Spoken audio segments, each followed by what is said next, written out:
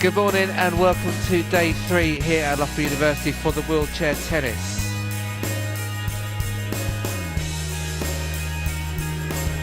Lovely.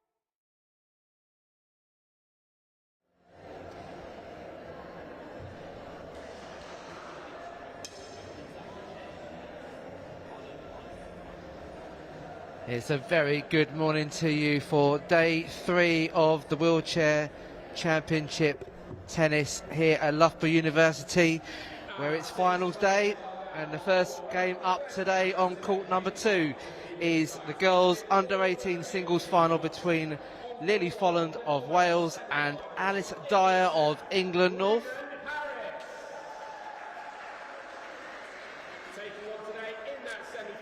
Play will be commencing in a few moments. Players are courtside with their coaches, going through their final preparations.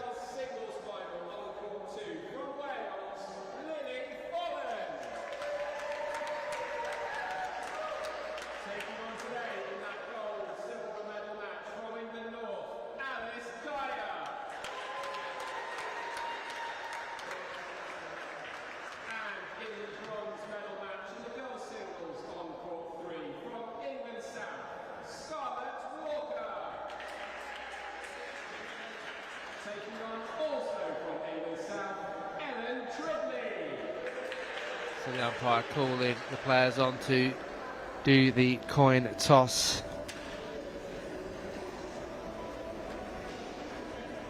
So we have 3 finals here on court number 2 this morning, starting with the girls singles between Lily Folland and Alice Dyer. That will be followed by the under 18s boys doubles final, and that is between Oliver Cox and Ruben Harris of England, and they're up against Cameron Hudd and Alex Wilson of Wales. And the final game here today will be the boys singles, the semi-final yet to be completed between Ruben Harris and Gregor Anderson, and they'll be up against Oliver Cox. That's around about 11:30 this morning. So 3 games, 3 finals coming up this morning to conclude day 3 here at the 2022 School Games Wheelchair Tennis Championships.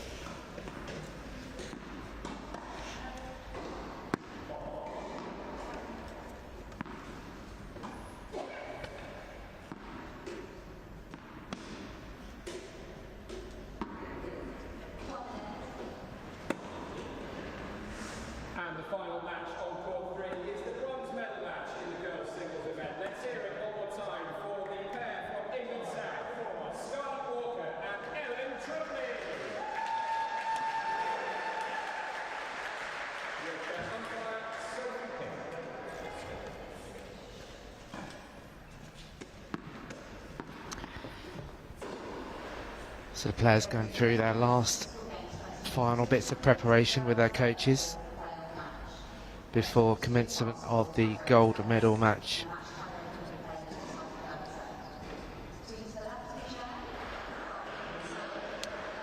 So the format, as ever, is the Fast 4 tennis format, best of 3 sets. First 2 sets are to 4 games, and if we need a third and deciding set, it will be a championship tie-break set, first to 10 points.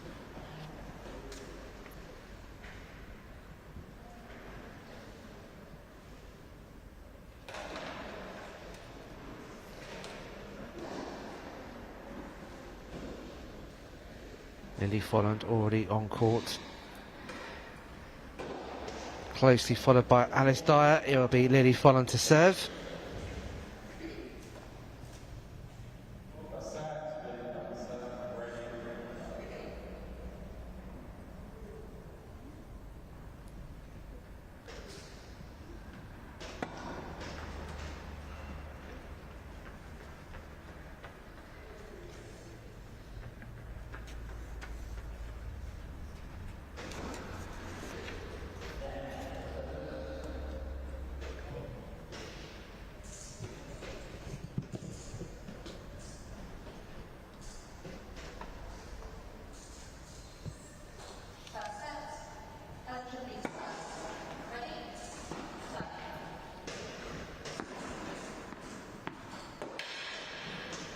Just wide from Folland, love 15.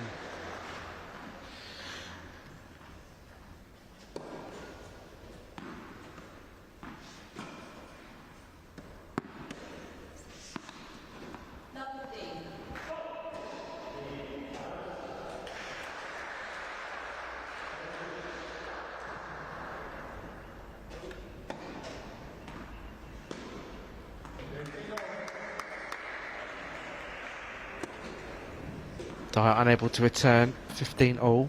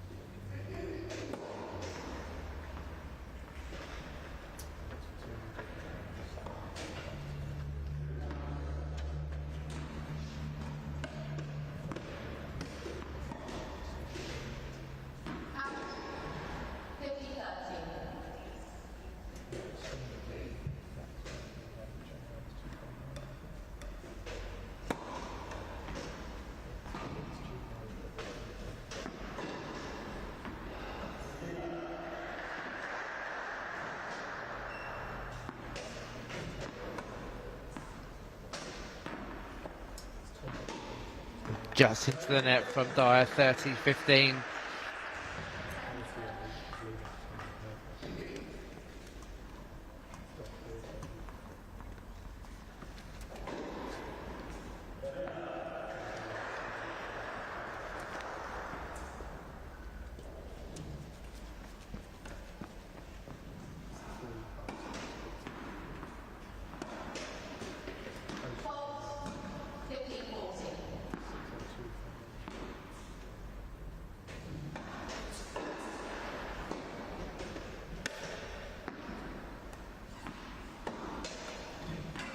Oh, and a great shot from Folland. Cross court, 40-15.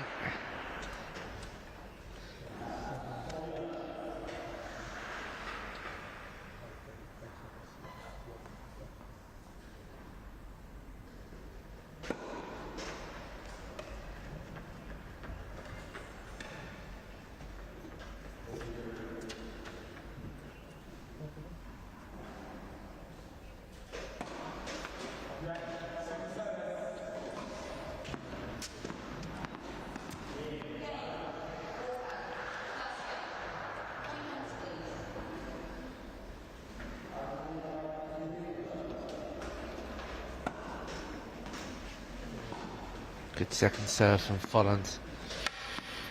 Being pushed wide by Dyer and into the net. 40-30.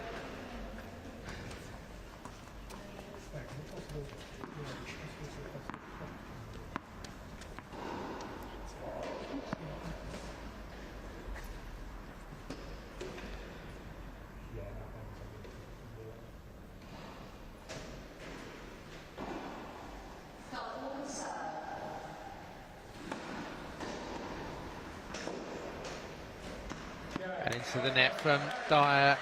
Lily Folland holding serve in the first game. Good start from Wales, leading 1-0.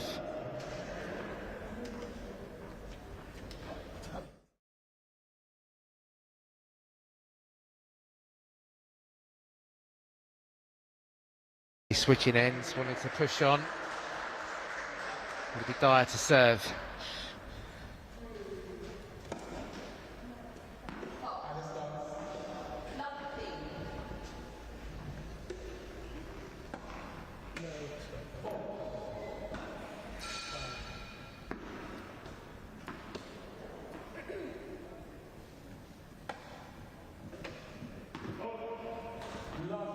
Now 15, double fault from Alice Dyer.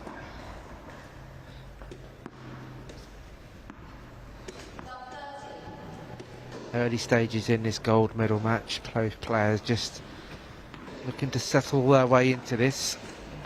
That's long from Folland, 15 all.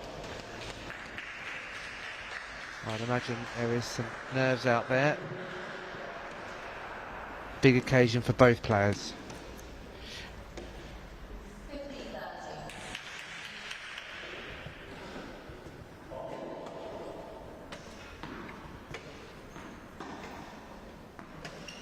Got a great shot from Folland.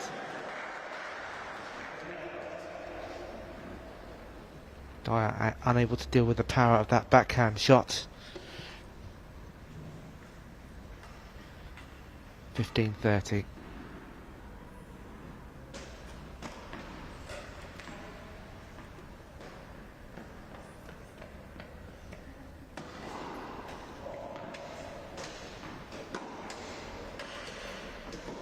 Another good return from Folland, forcing the error from Dyer. 15-40. 2 break points for Lily Folland.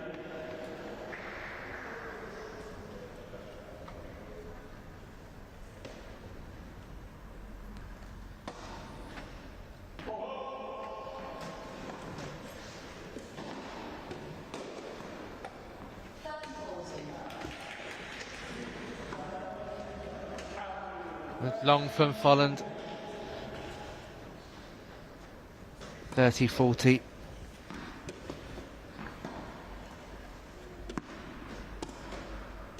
That shot sat up nicely for Folland. She went for power just too long. Still break point for Folland.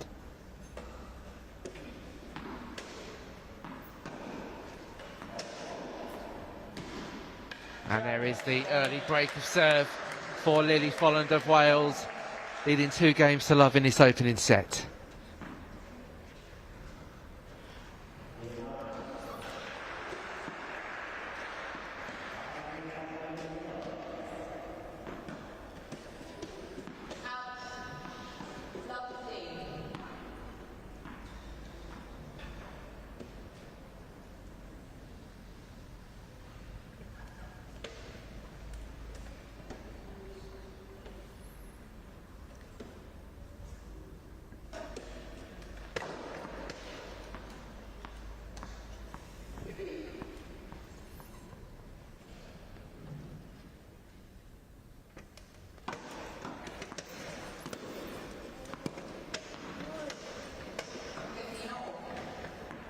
Just long from Folland.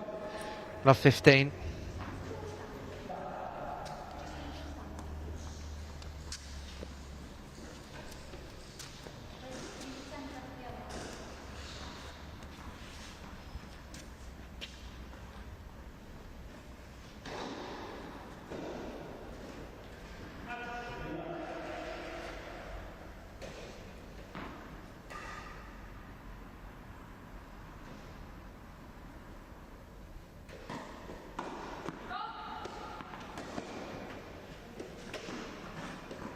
Long. Love 30. The ball hit the chair of Lily Folland. So the point goes to Dyer. Love 30.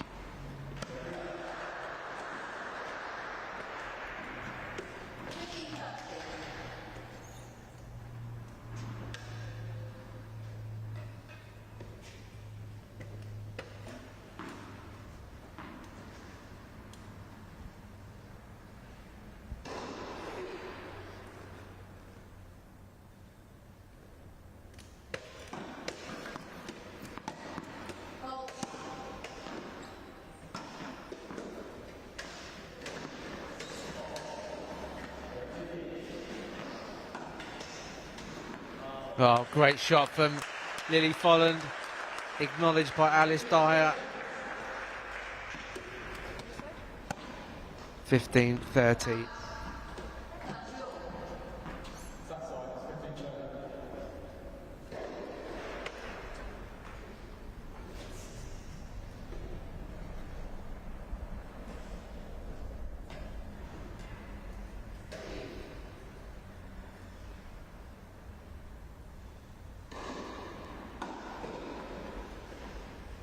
Oh, beautiful ace from Folland. 30 all. Just starting to find some rhythm in her serve now.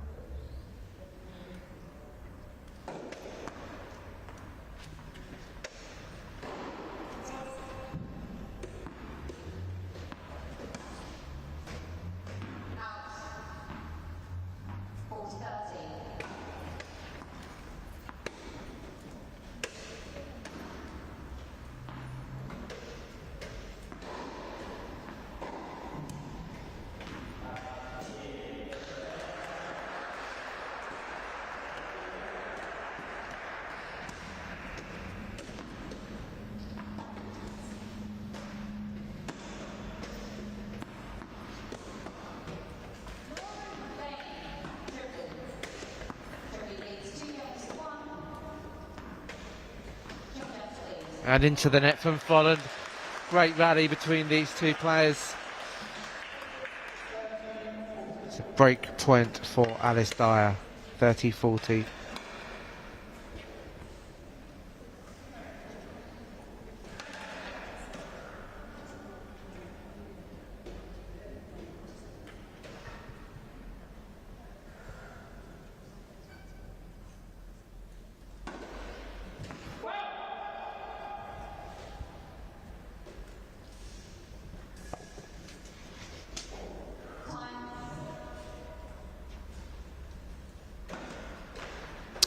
And a double fault from Lily Folland. In Alice Dyer picks up that game, but still trails 2-1 in the first set.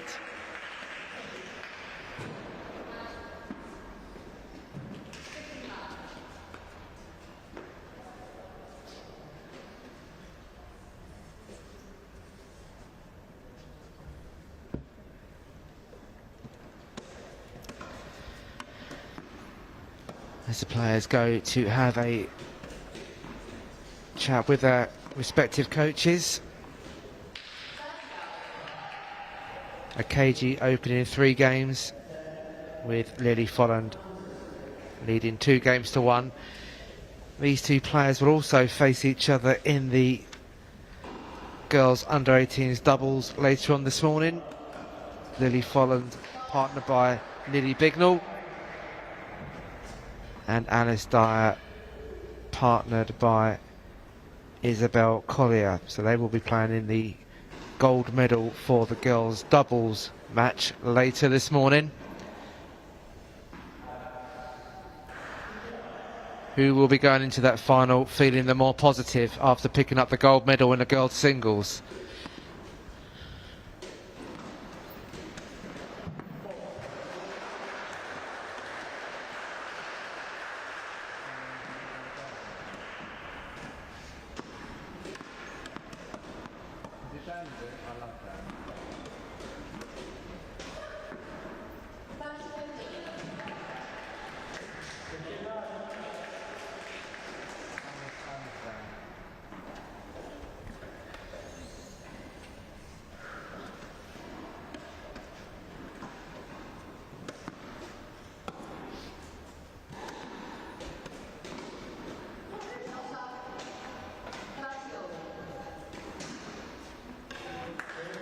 15 all.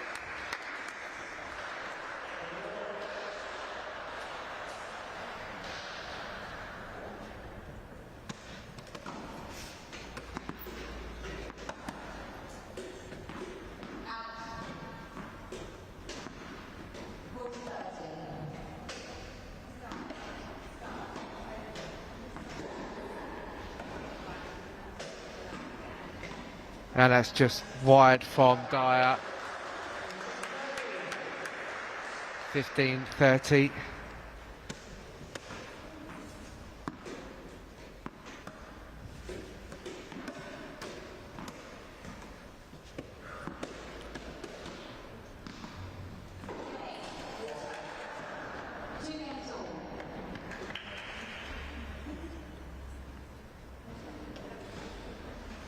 Dyer going for the underarm serve.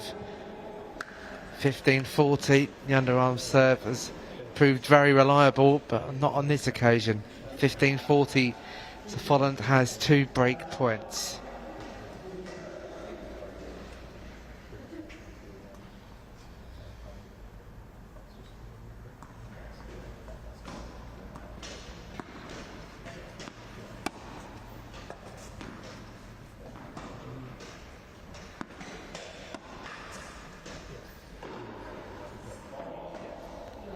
And into the net from Dyer, so Lily Dyer now leading 3-1 in this opening set.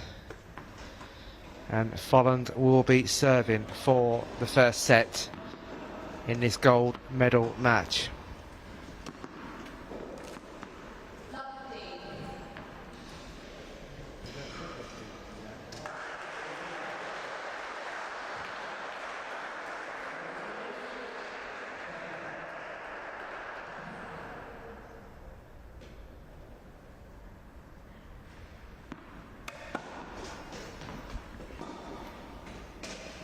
That's long from Dyer. 15 love.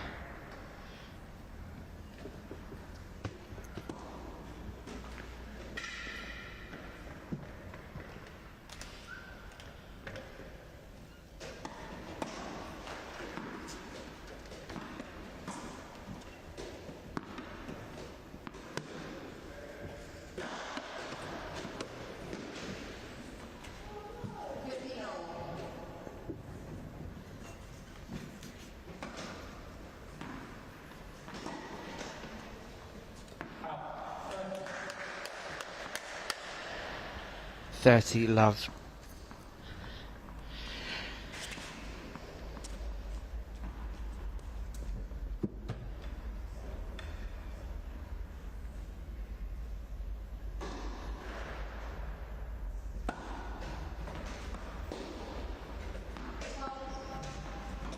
And a great return there from Dyer, but being kept in play by Folland.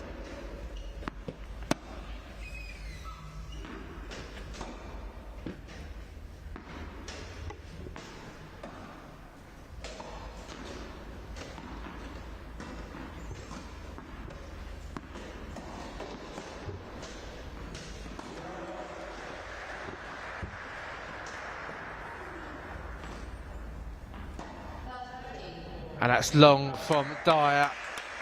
Great rally. 40 love. Set point for Lily Folland of Wales.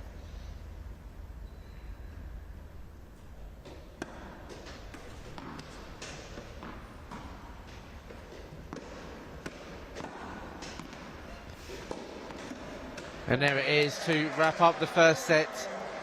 Lily Folland of Wales taking the first set by 4-1.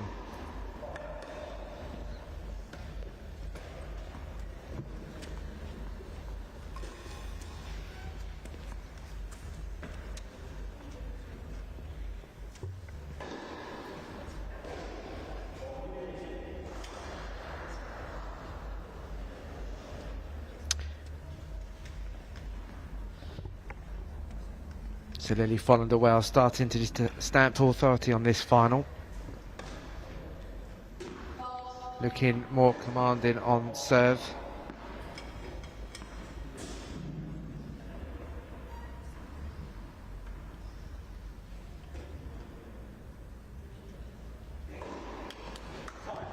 As the umpire calls time, player switch ends.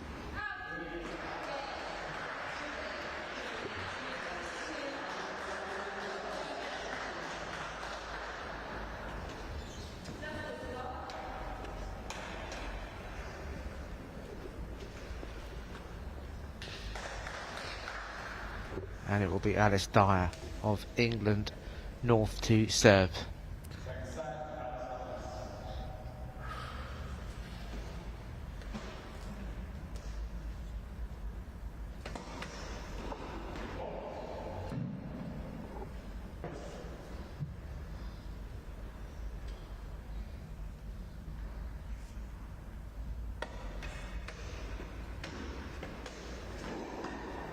Oh, and a great return there from Folland. Falls in Dyer into the net. Love 15.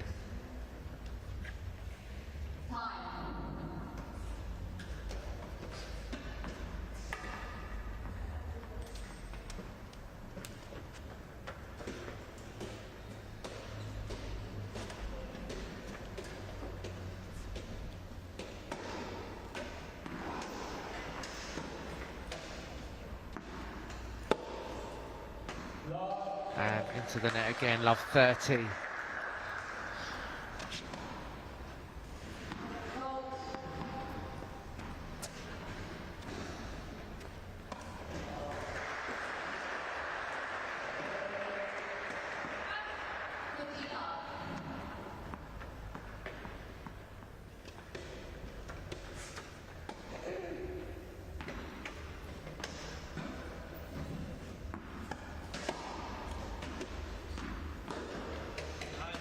And into the net from Folland. 15-30. Dyer forcing the error with a deep forehand.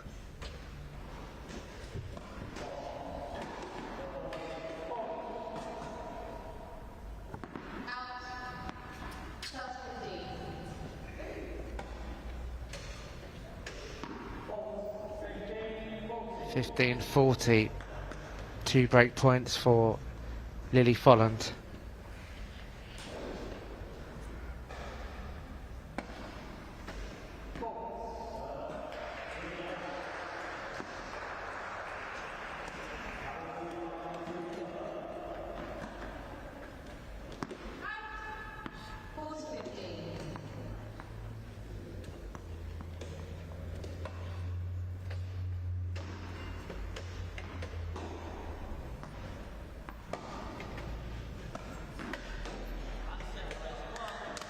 That's 1 break point saved.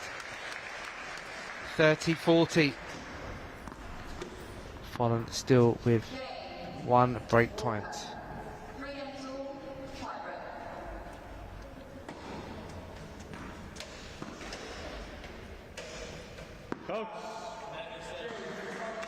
Juice, deciding point. Good fight back from Alice Dyer. Saving 2 break points.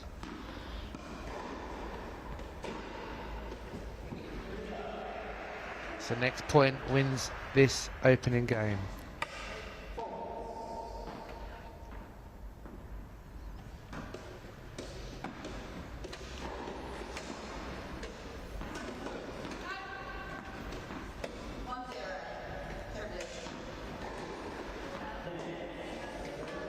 And Alice Dyer holds serve. Great fight back in that opening game of the second set.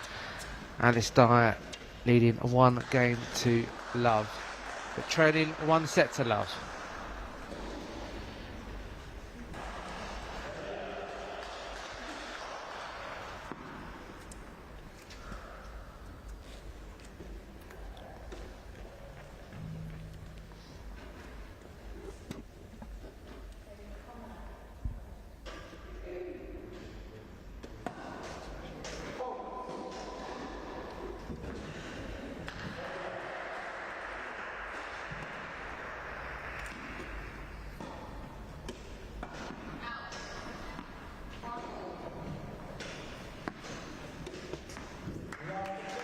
Love 15. Great return from Alice Dyer.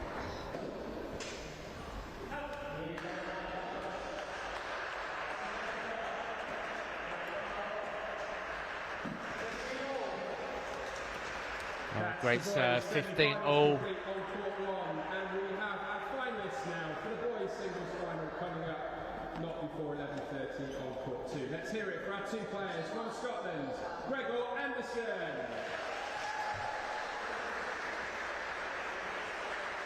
and the winner from England South, Ruben Harris.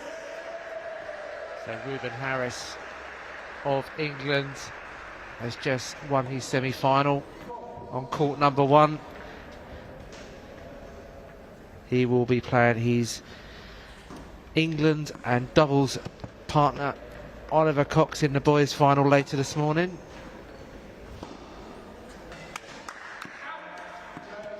(30-15) on the Lily Folland serve.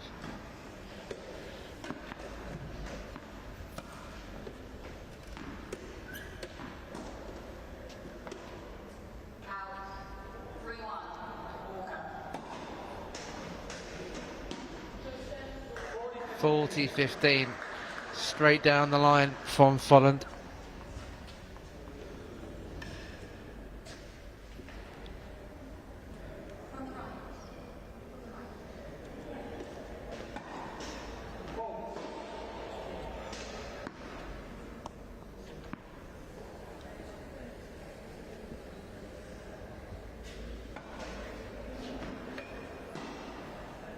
That's long from Dyer.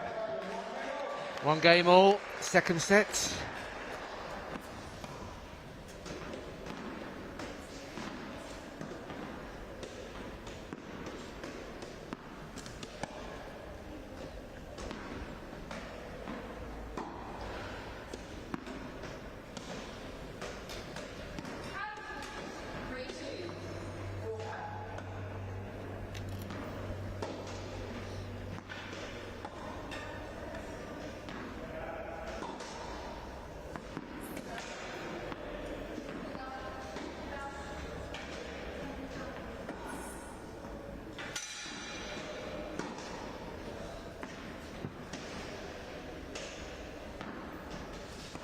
Oh, and a miss hit from Alice Dyer. Acknowledging the good shot there from Folland. Love 15.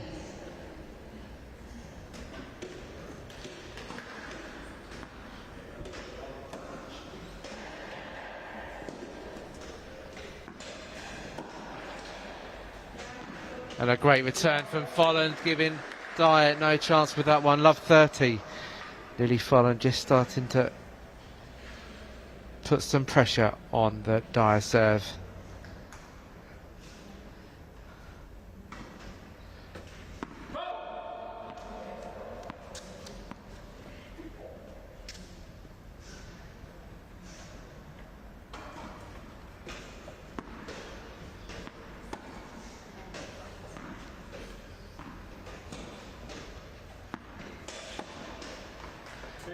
(15-30).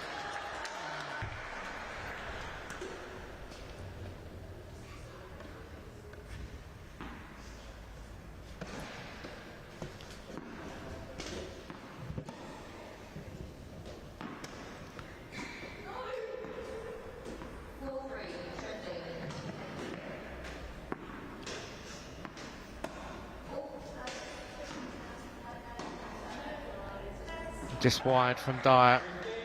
15-40, followed with 2 break points.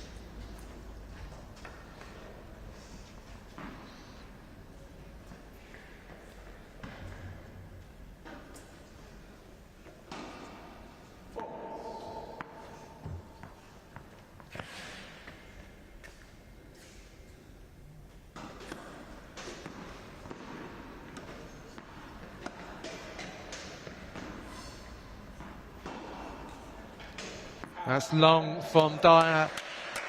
Breaker serve for Lily Folland of Wales. Now leading by 2 games to 1. And 1 set to love.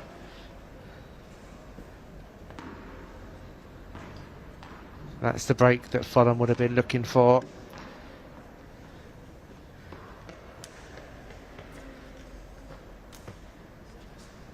It's a good tussle between these two.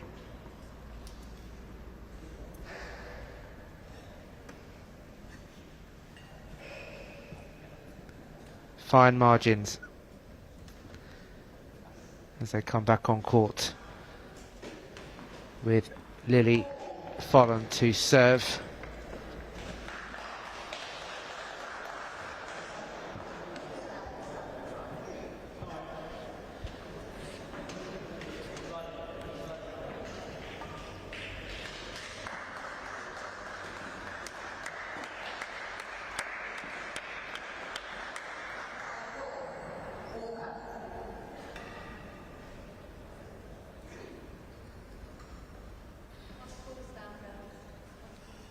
Folland leading 2-1.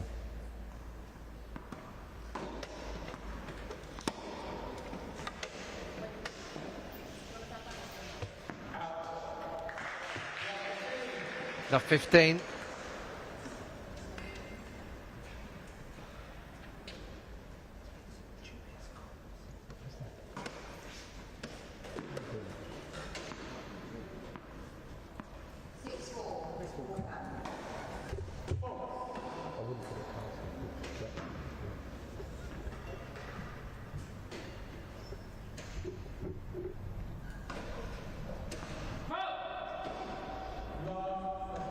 Love 30.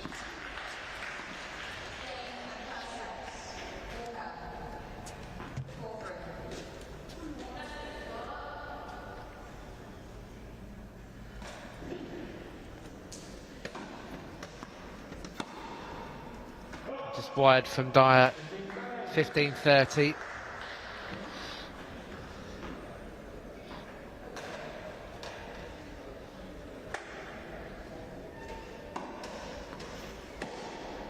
Good first serve again by Lily Folland, 30 all.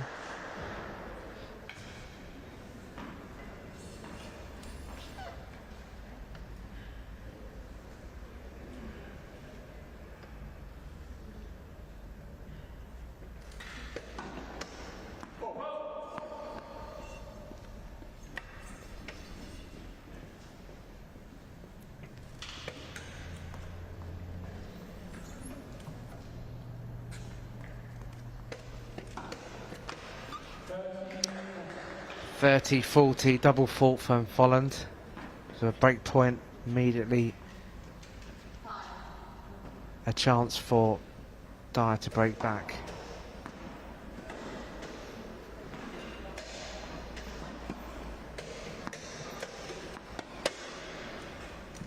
Just wide from Dyer. Juice. Deciding point.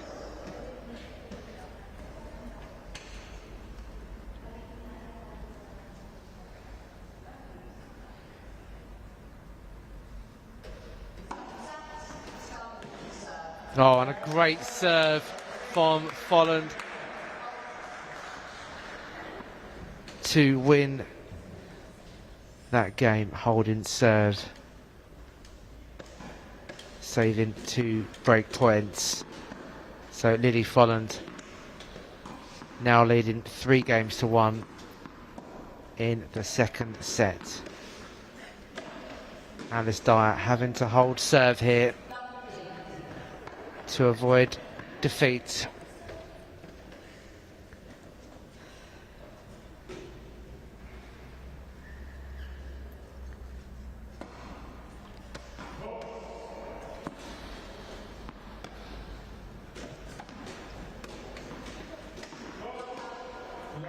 Love 15.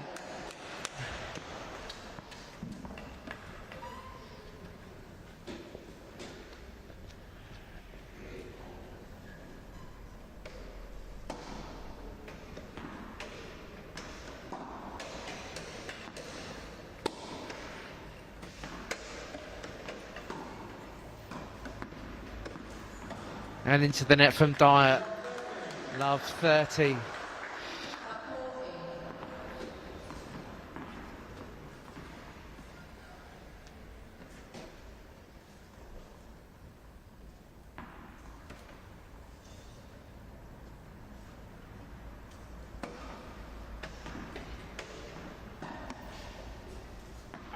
That's long from Folland. 15-30.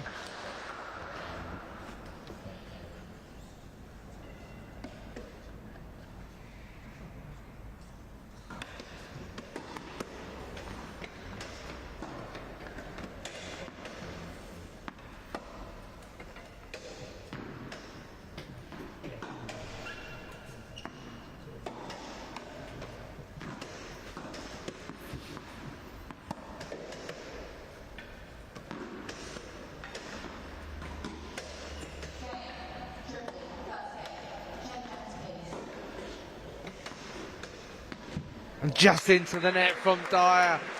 What a great rally. But Lily Folland has 2 championship points. Sorry.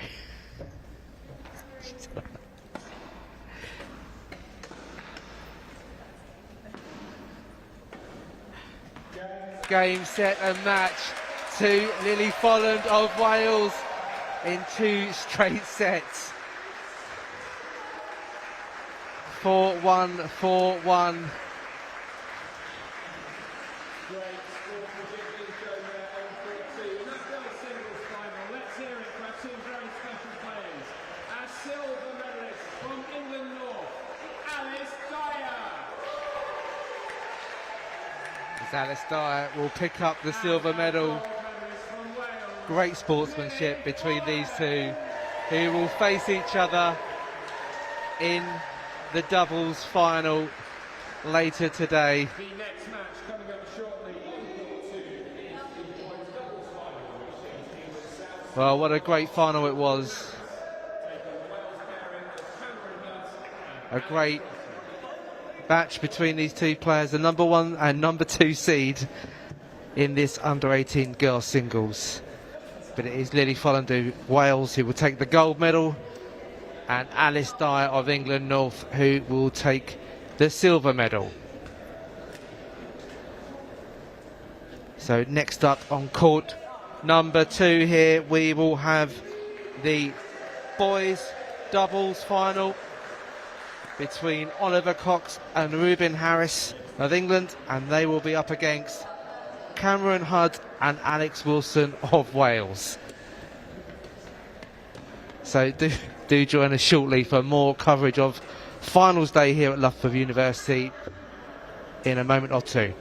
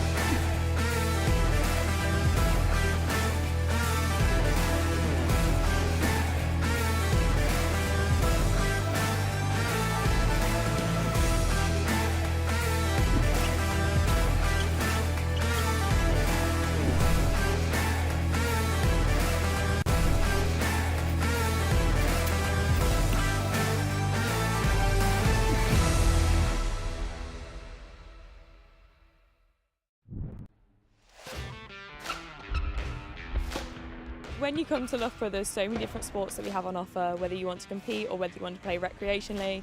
But our competitive side, we have our AU teams, so we hold taster sessions, so you can give things a go. And then if you want to, you can trial for the team. And then if you're successful on the team, you buy a membership and you compete for Loughborough in that sport. Loughborough has been phenomenally successful at BUCS. BUCS is the British Universities and Colleges Sport Championships. So we have over 60 clubs that compete and train week in, week out. Thousands and thousands of students take part in the athletic union, and they all love to wear the kind of African violet purple shirt with pride and represent the university against other universities and against the best clubs in the country. The buzz you get on Wednesday nights, the BUCS nights, just running out in front of all your friends, it's just a real buzz, walking through that tunnel, getting onto the pitch. Playing for Loughborough makes me feel really proud, just seeing the people that have been there, worn the shirt already, and what they're doing now. They're playing for England on the weekends, they're playing for the professional clubs. Each athletic union club has their own student committee which help to run and facilitate their sport. It's really important for us that student development is just as much at the heart of what our athletic union clubs do, as well as the actual playing of sport. Everybody gets to use the same facilities here on campus. It's not like we've got facilities that are only for elite people or only for beginners. We all use the same facilities, tread on the same pitches, and we've got staff that are available to make sure that your experience is as good as it can be. We have an incredible array of coaching staff, performance support staff, so things like physio, strength and conditioning coaches that are always on hand to help people learn, develop and improve. So the AU at Loughborough is just like completely different from any other university. The competitive side of it is really supported by the uni, and like the social side as well, alongside the competitive teams. Everyone seems to really be invested and come to support Loughborough when they're playing. Loughborough will give you an incredible opportunity for sport, whatever your interest is, whatever level you want to be part of, and really have that life-shaping journey through university. This is the place that you can really develop and learn and enjoy yourself as well.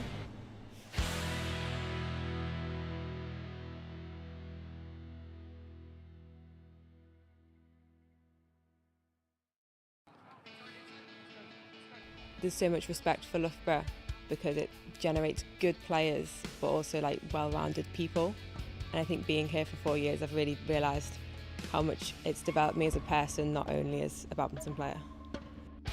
The fact that it's on campus really, really helps with your sport because you've got the best facilities in the UK here, right at your fingertips.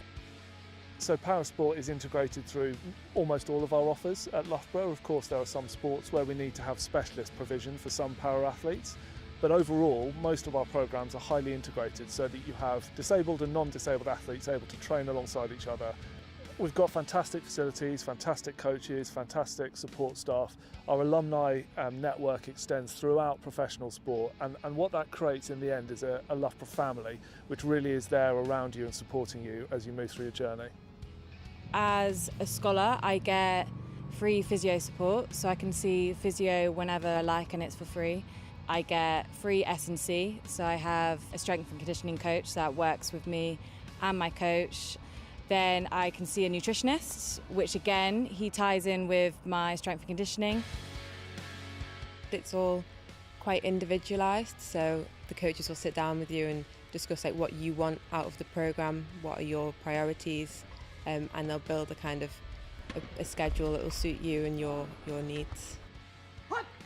It makes everything easy because they all talk to each other and then they can talk to my coach and then everything's just in one place, and so it's just, yeah, it's ideal, to be honest. One of the things I'm proudest of is that the average marks of our performance athletes are higher than the university average almost every year. We really care about people's degrees and we support them and make modifications to both their sporting programme and their education programme so that they can genuinely do both. The reputation of Loughborough, it's there for a reason. It's known as the best because it is the best. So our facilities are fantastic and it's hard not to get blown away by them. But the thing I would really sell us on is the environment, the culture and the people that you'll be around. People genuinely trying to be the best they can be. We've got people competing internationally across all sorts of sports, and you can't really fail but to be motivated and inspired by that.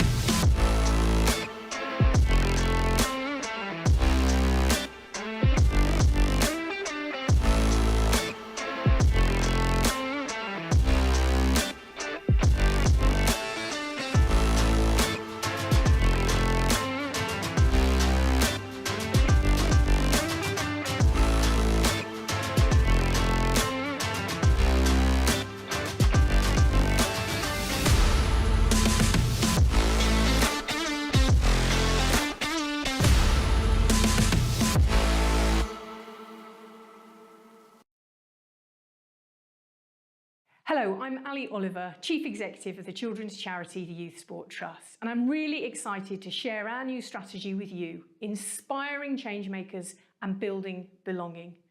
Children only have one childhood, and worryingly things have got really critical for their health and happiness. We are staring in the face of the next pandemic, where children are spending too much time online and not enough time playing together and playing with their friends. Unhappy, unhealthy children don't learn. When children don't learn, they don't achieve their potential in life, and we end up with a society that isn't fit for purpose. Sadly, this isn't new to us at the Youth Sport Trust. We have spent 27 years building brighter futures through the power of play and sport, changing lives for the better by getting young people active, playing together, and experiencing the joy of movement. At the Youth Sport Trust, our vision is a future where every child enjoys the benefits that come from play and sport. And now there's never been a more important time for us to focus on this. Our strategy sets out to tackle this. Over the coming years, we'll harness the power of play and sport to help young people find a sense of belonging and raise awareness of the damaging impact of a life without play and sport. By helping young people feel a sense of belonging, we'll stop them being isolated, lonely, feeling anxious and bombarded by others constantly telling them how they should look, feel and be. We really need your support. A 4-year-old entering school this year will leave in 2035. They deserve a world where their health, happiness and well-being is prioritised. We're on a mission to try and create societal change, but we can't do that alone. We need a whole range of new change makers, teachers, families, young leaders themselves, politicians, the media, a range of people in public life who are equally concerned about the health and happiness of the next generation. So please join us, become a change maker, read our strategy and help us build a brighter future for young people through play and sport. Thank you.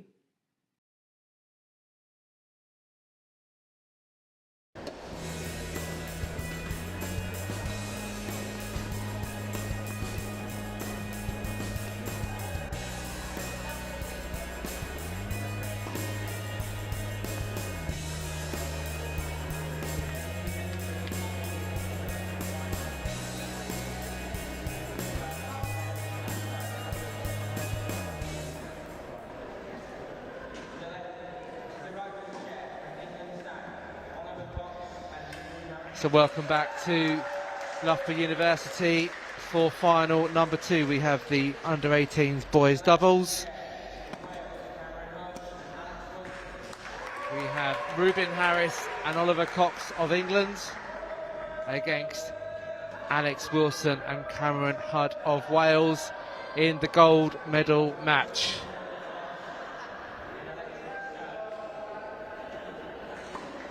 Hudson Wilson won the toss and elected to serve.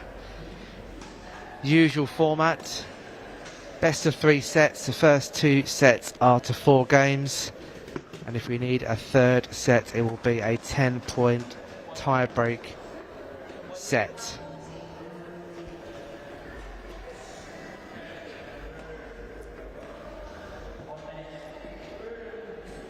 So players going through their final warm-up. 1 minute till we start this doubles final. Let's hear it one last time. Big shouts and cheers for our pair from England South, Ruben Harris and Oliver Cox. Taking on our pair from Wales today, Cameron Hudd and Alex Wilson. Your chair umpire extraordinaire, Ian Millington.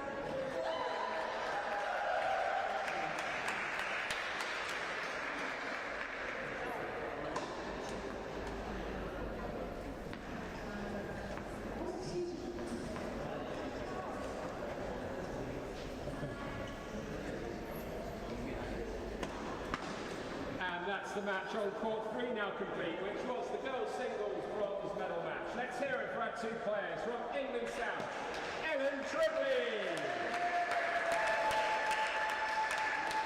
And our bronze medalist in the girls' singles, also from England South, Scarlett Walker.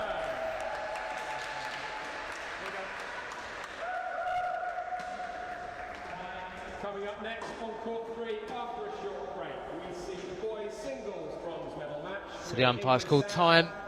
Ruben Harris taking on Wales' Alex Wilson.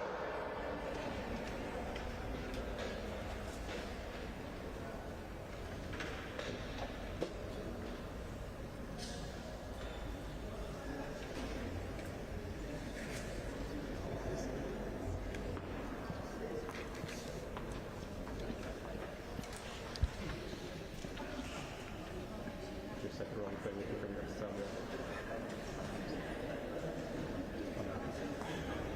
I can cross them off though.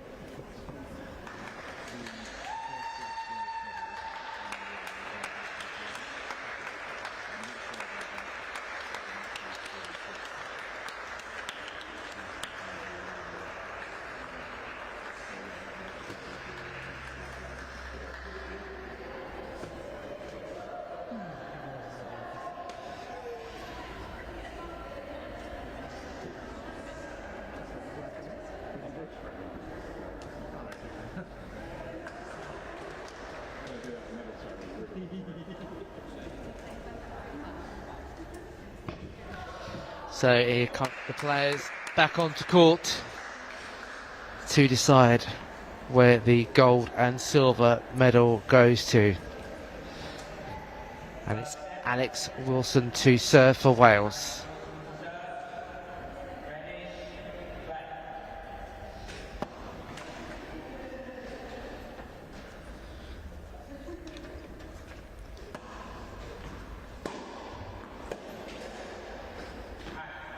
Just long from Wilson. Love 15.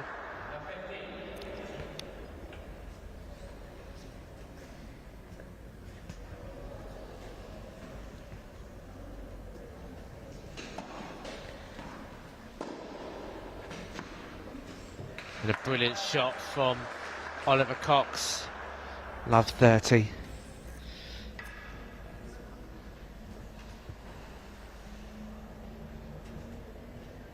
Harris and Cox, the #1 seeds in this boys double competition, and immediately have 3 break points in this opening game. Love 40.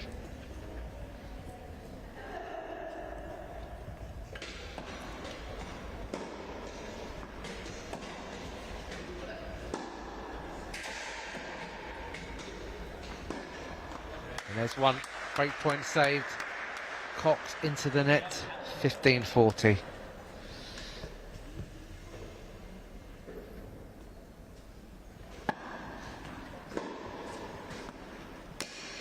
And that's the first game to England. Breaker serve. A good start from the England pairing.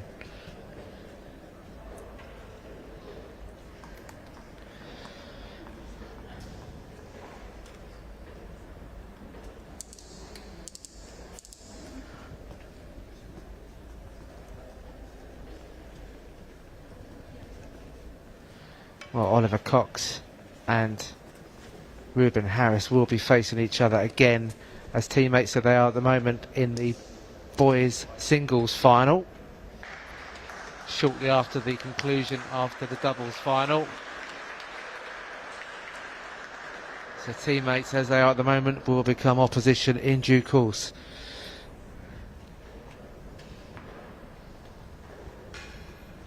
And it will be Ruben Harris to serve.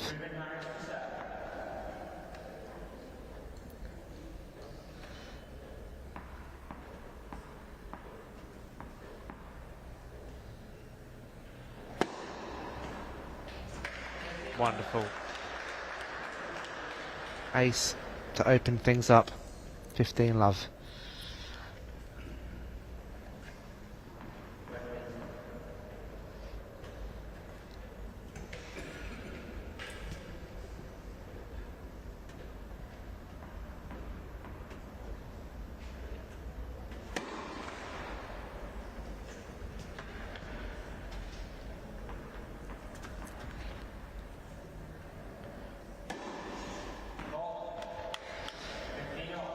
Double fault from Harris, 15 all.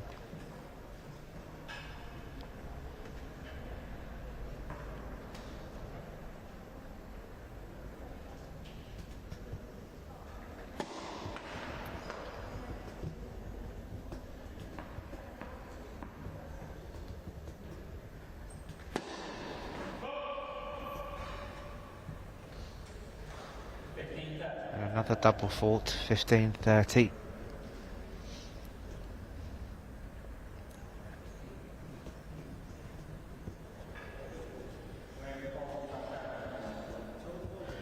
Reuben Harris has already got one gold medal under his belt, defeating Alex Wilson in the mixed doubles yesterday. He was partnered by Scarlett Walker.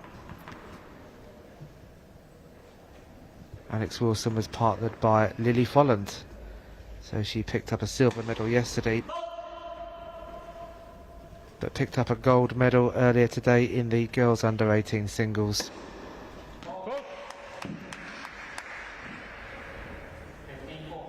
$15.40.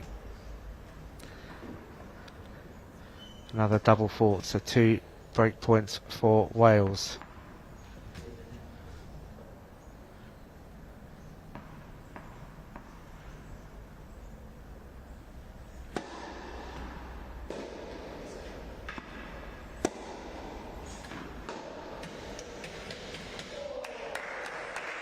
$30.40.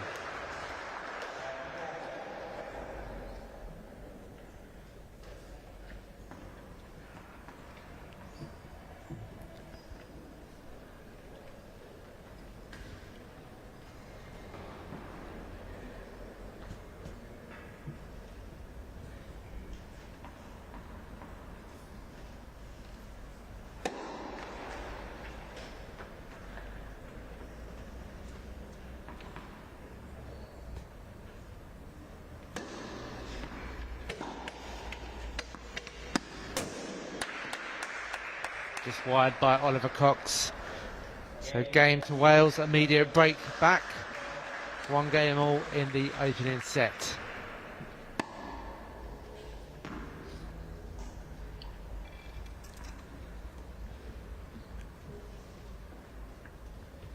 It will be Cameron Hudd to serve.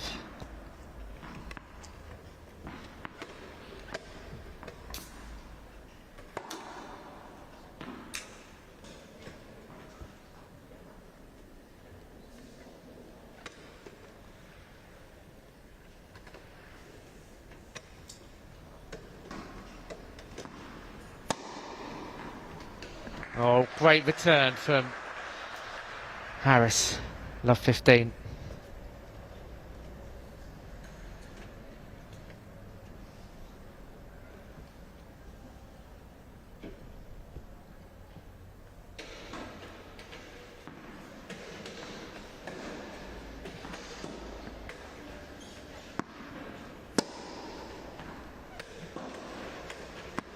That's long from Wilson.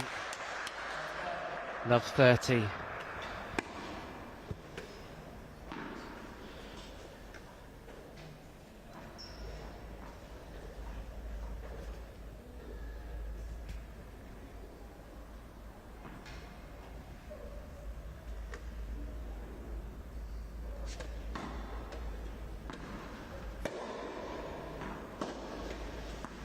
Oh, and a wonderful shot from Wilson.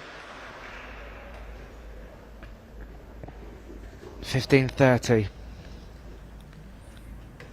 Brilliant passing shot from Alex Wilson.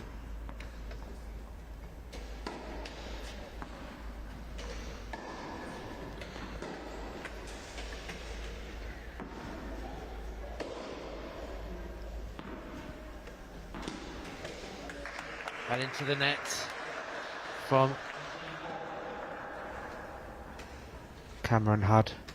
15-40, so 2 break points for England South.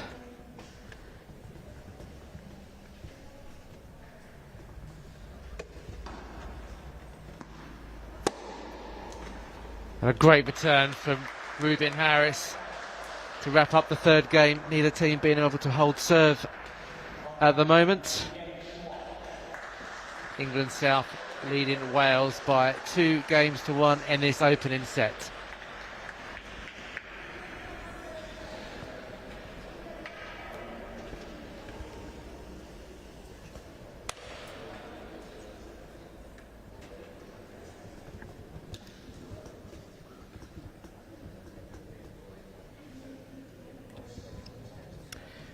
So Ruben Harris looking for a unique treble today. As I said, already got the mixed doubles sewn up, the gold medal there.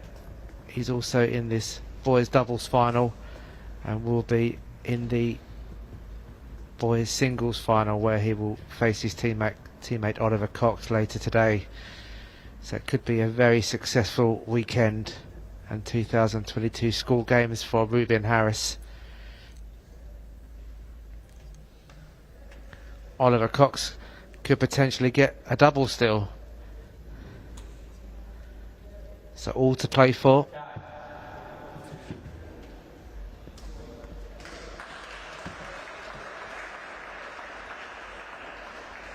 And it will be Oliver Cox to serve.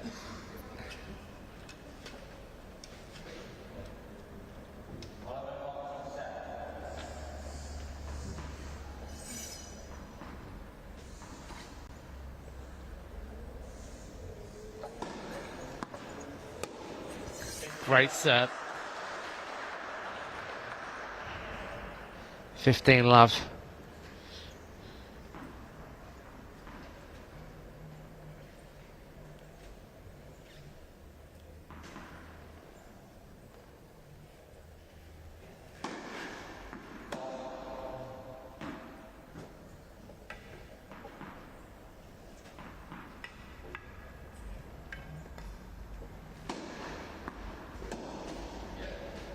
That's long from Wilson.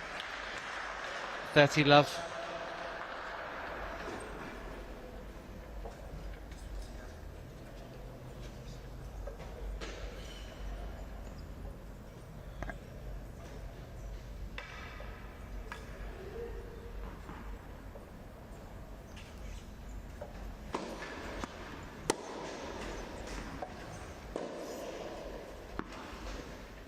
Oh, straight between the Welsh pairing. 40-love.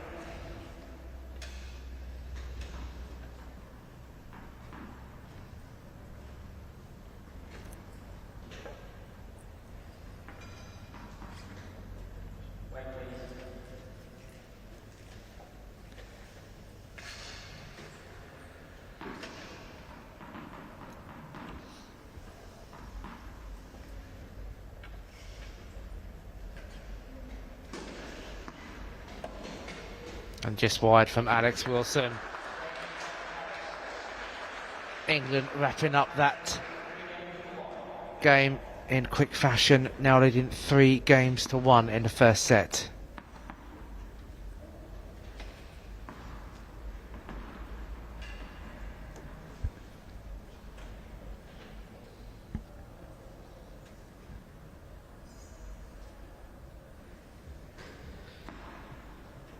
That's the first hold of serve in this first set from Oliver Cox.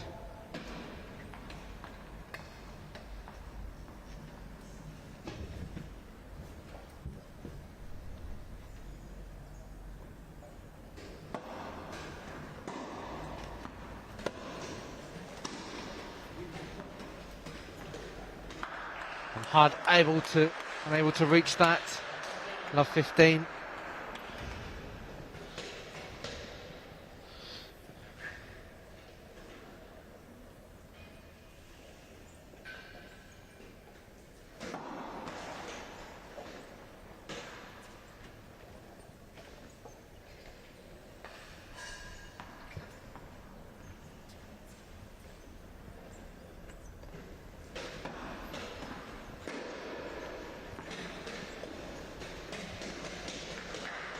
Oh, and a great shot from Alex Wilson. Cross court. Taking all the power off the ball. Just dropping it across the net. Oliver Cox unable to reach it.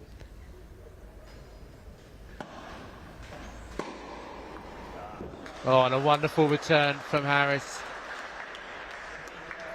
15-30.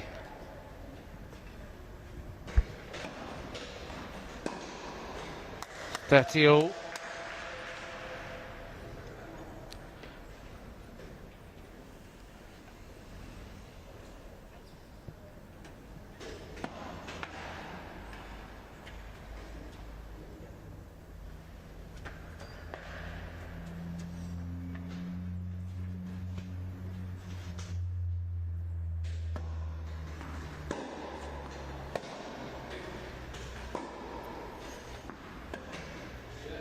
That's long from Alex Wilson. It's a set point for England.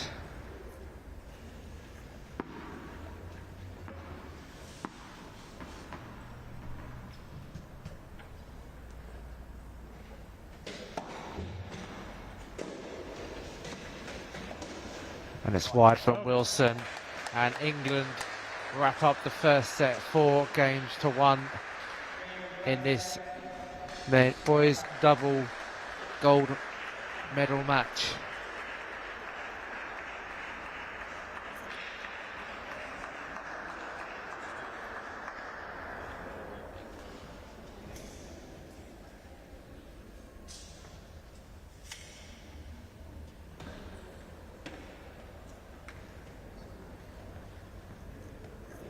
Well, I think the England coach will be delighted with that first set performance.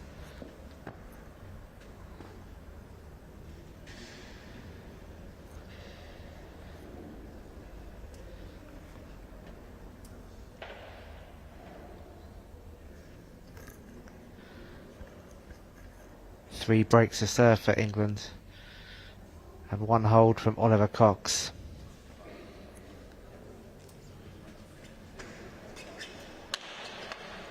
If England could just start holding their serve, they will look favourites in this match as they return to the court.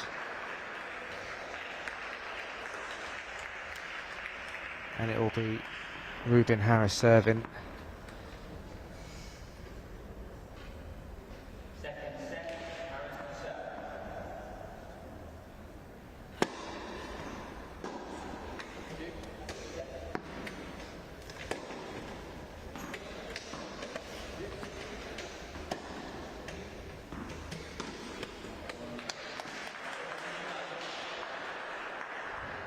Love.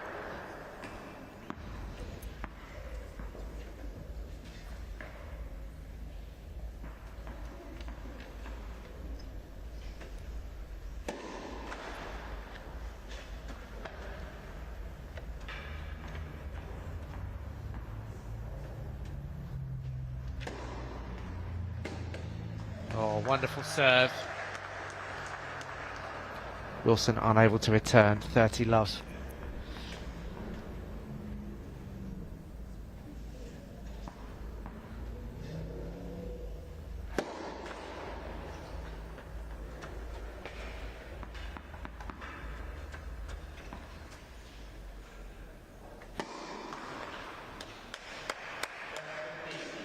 (30-15) double fault from Harris.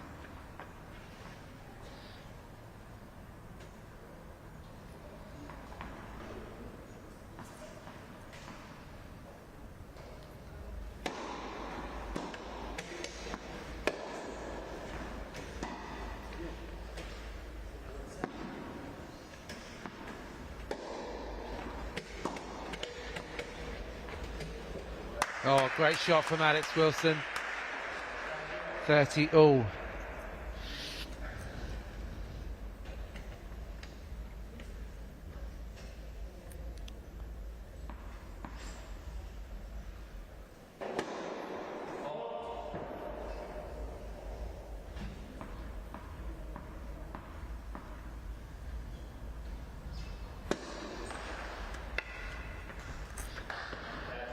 (30-40), so a chance for Wales to break early in this second set.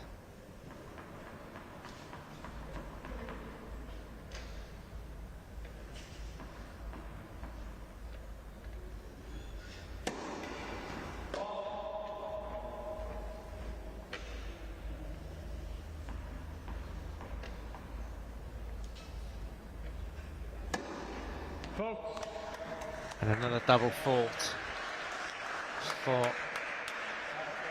Ruben Harris. So the opening game going to Wales. The Harris serve has been so reliable over the past 2 days, very, very uncharacteristic. One of the major attributes of his game, so he'd be disappointed at with both services that he's played in this final. A number of double faults which has cost his serve. So Wales with the early break, but still trail 1-0 in this final.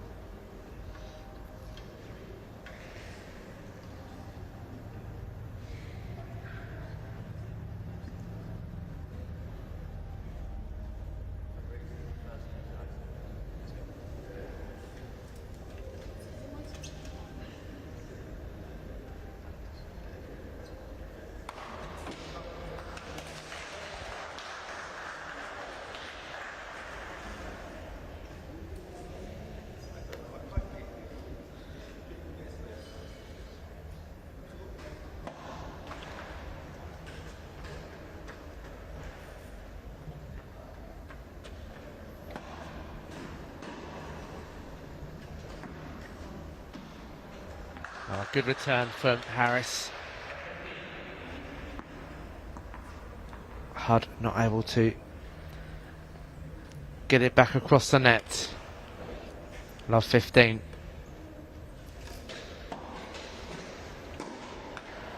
Forehand into the net from Cox.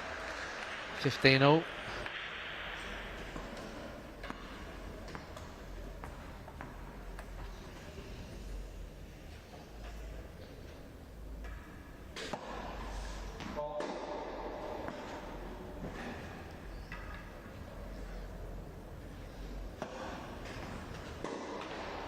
Oh, and England getting a bit of fortune there. Ball clipping the top of the net. Ruben Harris acknowledging that bit of luck.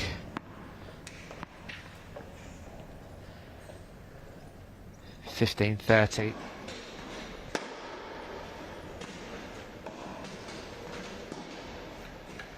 Oh, what a shot from Oliver Cox.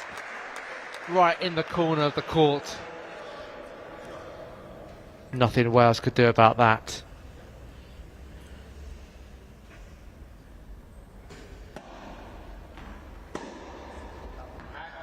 It's long from Harris. 30-40, so a chance for England to break back.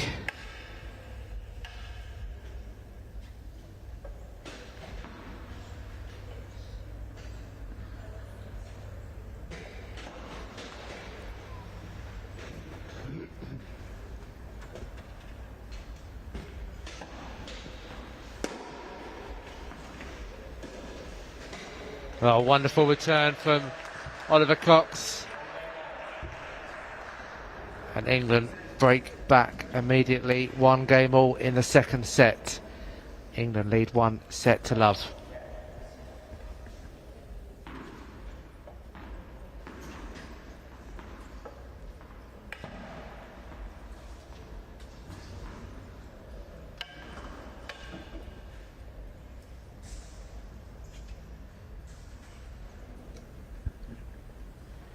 Be Oliver Cox to serve.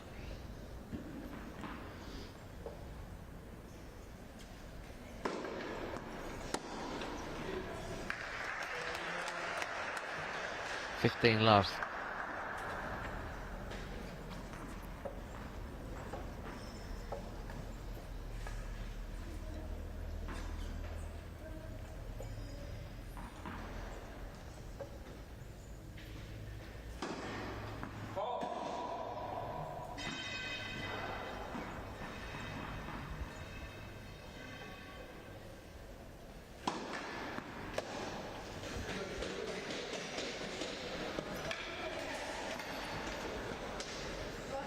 Oh, very well played by Wilson.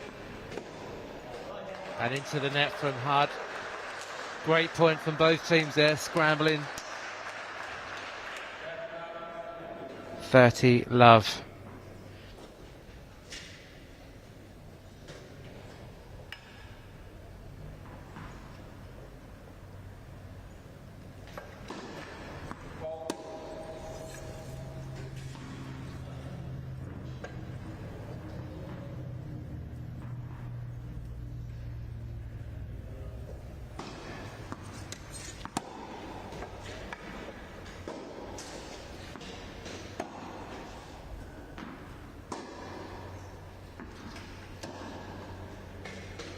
Wide from Wilson, 40 love.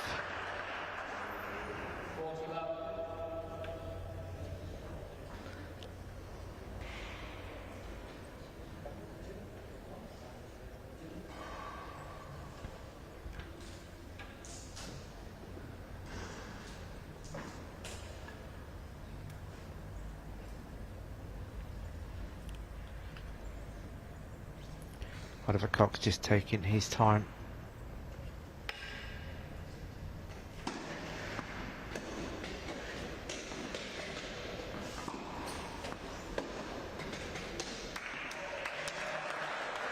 And Oliver Cox wraps up that service match.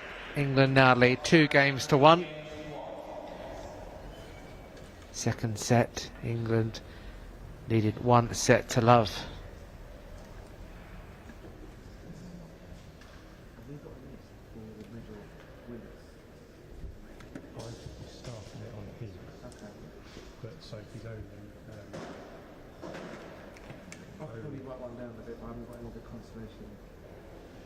I've only got that written in at the moment, the rest, so it's yeah, I might update after this.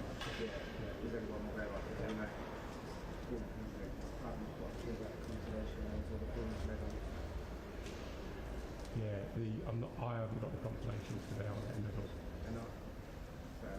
I won't worry about that. Just go for bronze. Yeah.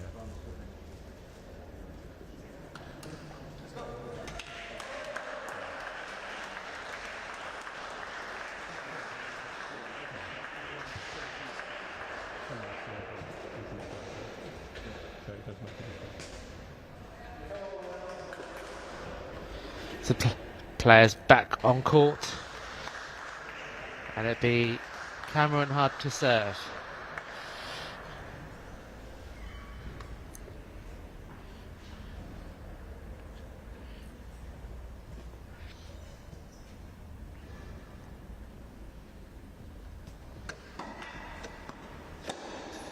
Oh, wonderful return. Forehand with topspin from Ruben Harris. That's his go-to shot, which is very, very difficult to return.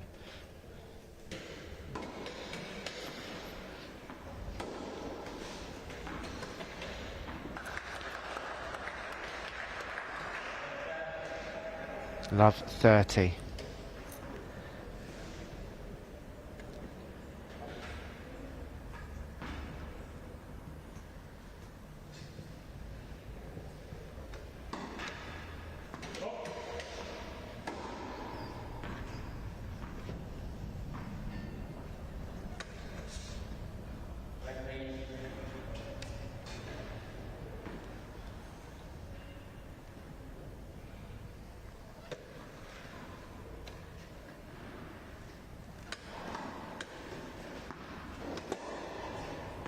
Oh, what a backhand return from Harris.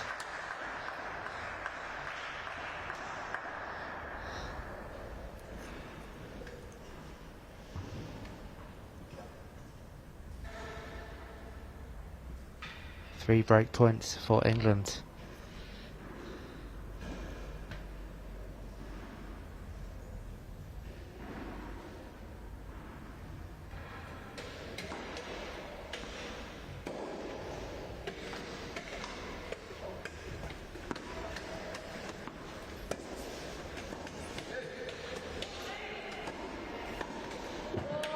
Well, it's high from Wilson. So game to England now leading 3-1. And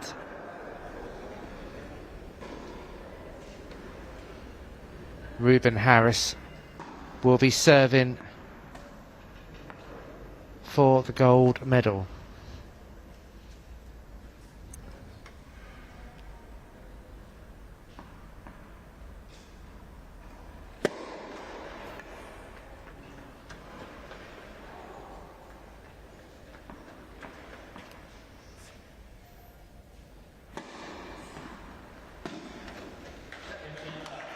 Love. Good second serve from Harris.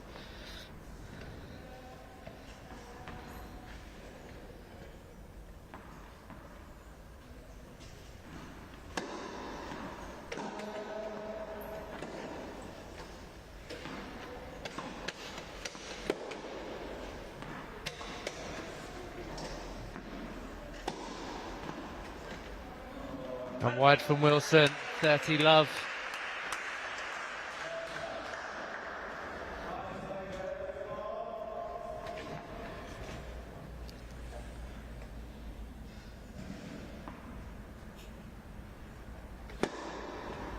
Oh, what a time to play.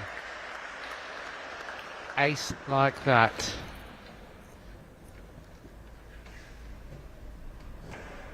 So England with 3 championship points.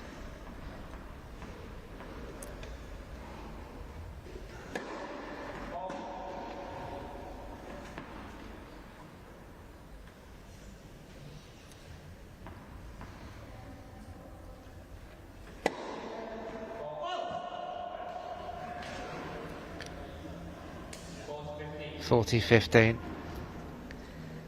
Double fault from Harris.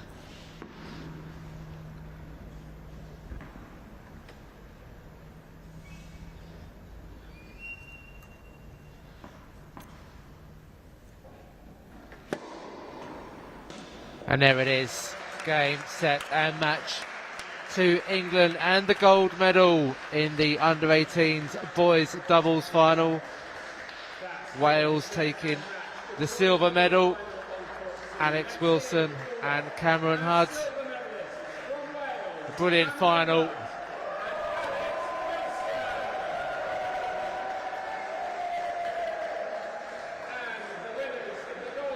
And that's 2 out of 2 finals for Ruben Harris. Second silver medal for Alex Wilson. He picked up silver in the mixed doubles yesterday with Lily Folland.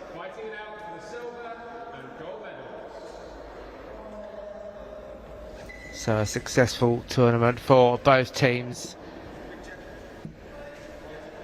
But it's England, Oliver Cox and Ruben Harris who take the gold medal as they have their pictures done with the coaches. A great performance. And we will be back here on court number 2 at Loughborough University for the finale of the wheelchair tennis, which will be the under-18s boys singles between the England pairing that you have just seen, Oliver Cox and Ruben Harris, who will be playing for the gold and silver medals. So we'll be back soon. Join us shortly for the final match of this year's 2022 Wheelchair Tennis Championships.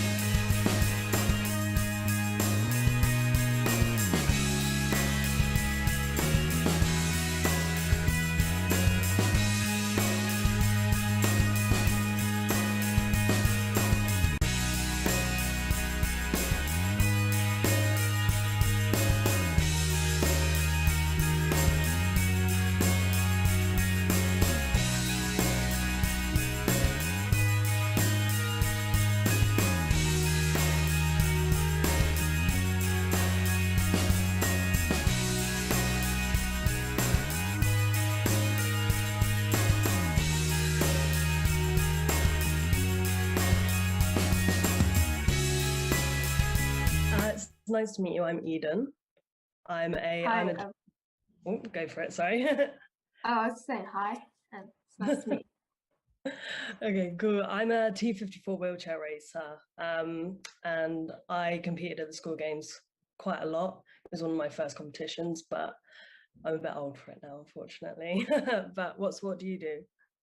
So I'm a T38 sprinter and long jumper.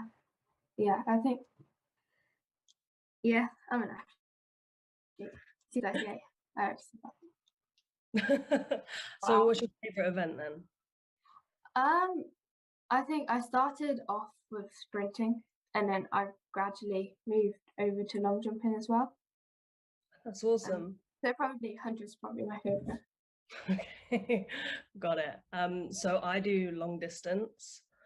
I've most recently done the marathon at the Commonwealth Games, and I do track stuff as well. Unfortunately, I don't do 100-meter sprints anymore, but that's actually one of the events I competed at when I went to the school games. So have you done any, how do you compete often? How long have you been doing your sport? So I started my sport like seriously like 2-3 years ago, so like year 7. I did school games last year, but because of like COVID and everything, it kind of was a bit different. I've done some like major events. Like I think in May I competed for GB. Oh wow! At the Italian Grand Prix, Power Grand Prix. And yeah, I've been doing some. I did Diamond League this year. Yeah, so quite a bit competing. Wow, that's really, really cool actually. I was lucky enough, I've been competing since I was 12. I'm now 21, so quite a long time. I've competed for, well, Team England, and I went to the World Juniors twice as well. And for me, that was a big product of the school games because it was the first place that I actually went on my own as a young competitor, which I really enjoyed, but obviously it must have been a bit different during COVID. I didn't have that experience, but I'm sure this year, now COVID's out of the way, it should be a lot more eventful and interactive. Yeah. So, yeah. Do you have any questions? Sorry. Yeah. What first inspired you to do long distance and wheelchair racing? So I watched 2012 when I was quite young, and I went into senior school in year 7 just after the Paralympics games had ended, or sort of during the end of it, at the end of it. And my school was really big on sport where I went. So they introduced me into a program called Playground to Podium, which I tried wheelchair racing there. And then I found my coach, Jenny Archer and David Weir, and I sort of got into it from there. And long distance kind of came naturally as I got a bit older. Everyone in wheelchair racing, or not all the time, but in most cases you start off doing sprints because it's not easy to learn, but your body can handle it a bit better, sort of getting used to it. And it was sort of when I turned maybe about 16 or 17 that I realized that I preferred long distance. And this year was the first year I actually stopped doing sprints, and it's also the first time I've ever done marathons. So it was quite a long progression into the long distance stuff. Yeah, I can never do long distance. Well, never say never. I thought that when I first started. Wow. It's more fun than it sounds. Yeah. So how did you prepare for competitions and the Commonwealth Games? So mainly I have a routine that I do. Especially the night before, it's making sure everything's packed. I write a list, which sounds really boring, but it works. And I've been competing for a long time. So for me, I've found what works for me, how to warm up properly, and stretching, and if I take any supplements, what ones I'm going to take depending on the distance and the races. But training wise for the Commonwealth, the preparation was pretty brutal. It's been super hot, and long distance in such extreme heat is really hard. So for me, it was sort of trying to figure out how I can push 100 miles a week to prepare for the Commonwealth Games. And that was That was really difficult, but I was lucky enough to have a great team of coaches and nutritionists behind me. And I did a lot of research for myself for nutrition to find out sort of what's best for me as a long distance athlete, and S&C as well, strength and conditioning, that was a massive part played too. But mainly it's just getting my head down, knuckling down and going for it. That sounds good. So what like tips would you have for someone preparing for a race? I think go through the steps. You've got to envision your race, all the outcomes that there might be, how you would react if something happened. It's really good to practice in all weather conditions if you can, because you never know if it's going to be raining on the day or how windy it's going to be or how hot it's going to be. And kind of just stay calm, or as calm as you possibly can, because you're obviously racing because you know what you're meant to be doing.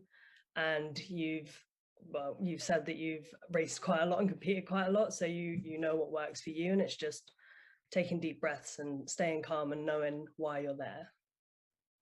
Yeah, okay, that sounds good. Like, what have you learned from school games that you've been able to use in different competitions? For me, it was one of the first competitions that I went to on my own. Obviously, you go with a team and you have your chaperones, and but the first one I went to without my parents, where I stayed away from home.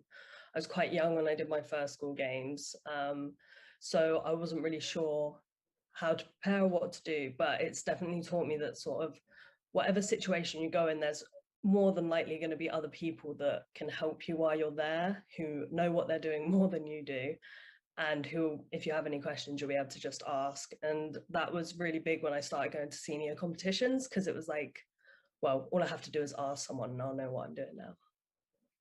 Nice. Yeah. I think I haven't actually been able to take as much back from it last year. Yeah. Because obviously you don't talk to people as much. Definitely. This year, though, it should be a lot different. There's a lot of other activities which I'm sure you'll be able to experience now that COVID's sort of on the back burner. Yeah. Like, how do you deal with disappointment? I think that's quite a good question, because it's hard to sort of regulate your emotions when you don't do as well as you hoped you would.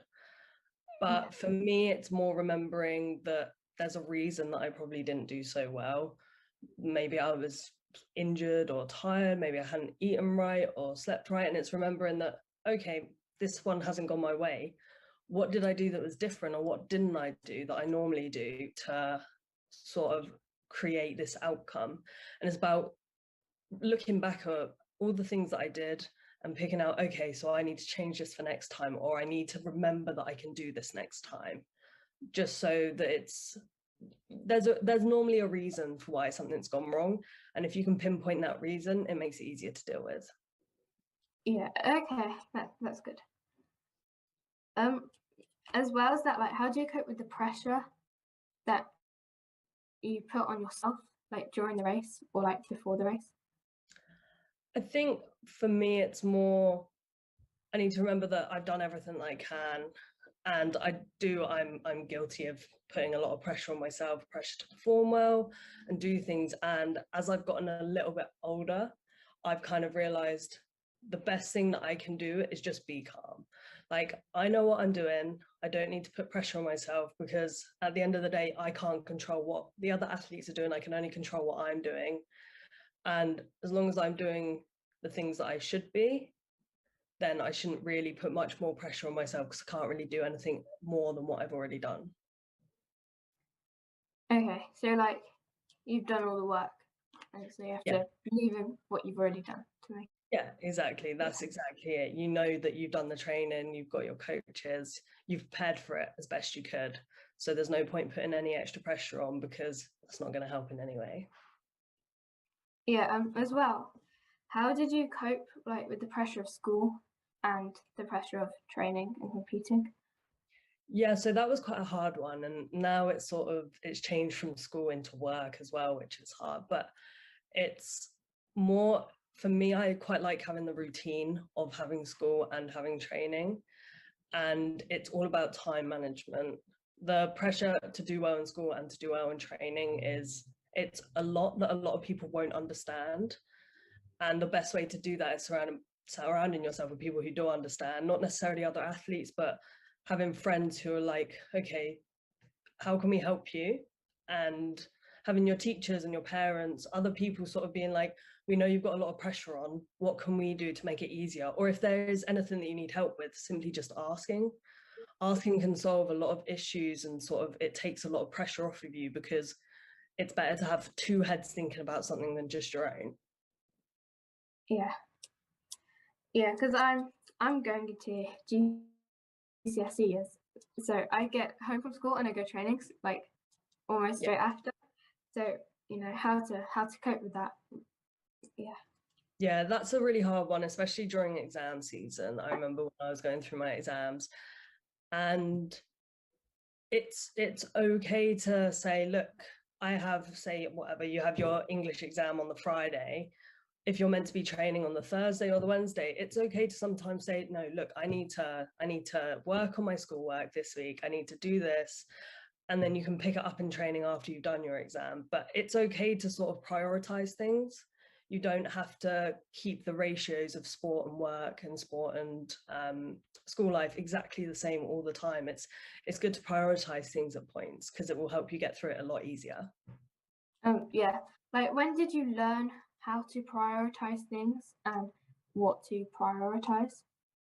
For me, it was probably during exam seasons, really, because I knew that it was summer. I had races going on, but I also knew that, okay, GCSEs, that's something that I really need to focus on as well. And for me, it became about, okay, if I maintain my level of fitness and keep training, but if I need to just sort of, if I say I really struggled with my science exam and my physics exams, so I was like, okay, so on a Wednesday night, which is when I was normally going to train, the Wednesday before my physics exam, I said, look, I'm not training today, I need to focus. Because for me, I figured out that GCSEs are something that is going to be going on forever. It's a good thing to make sure I've got my GCSEs and the best grades I can get.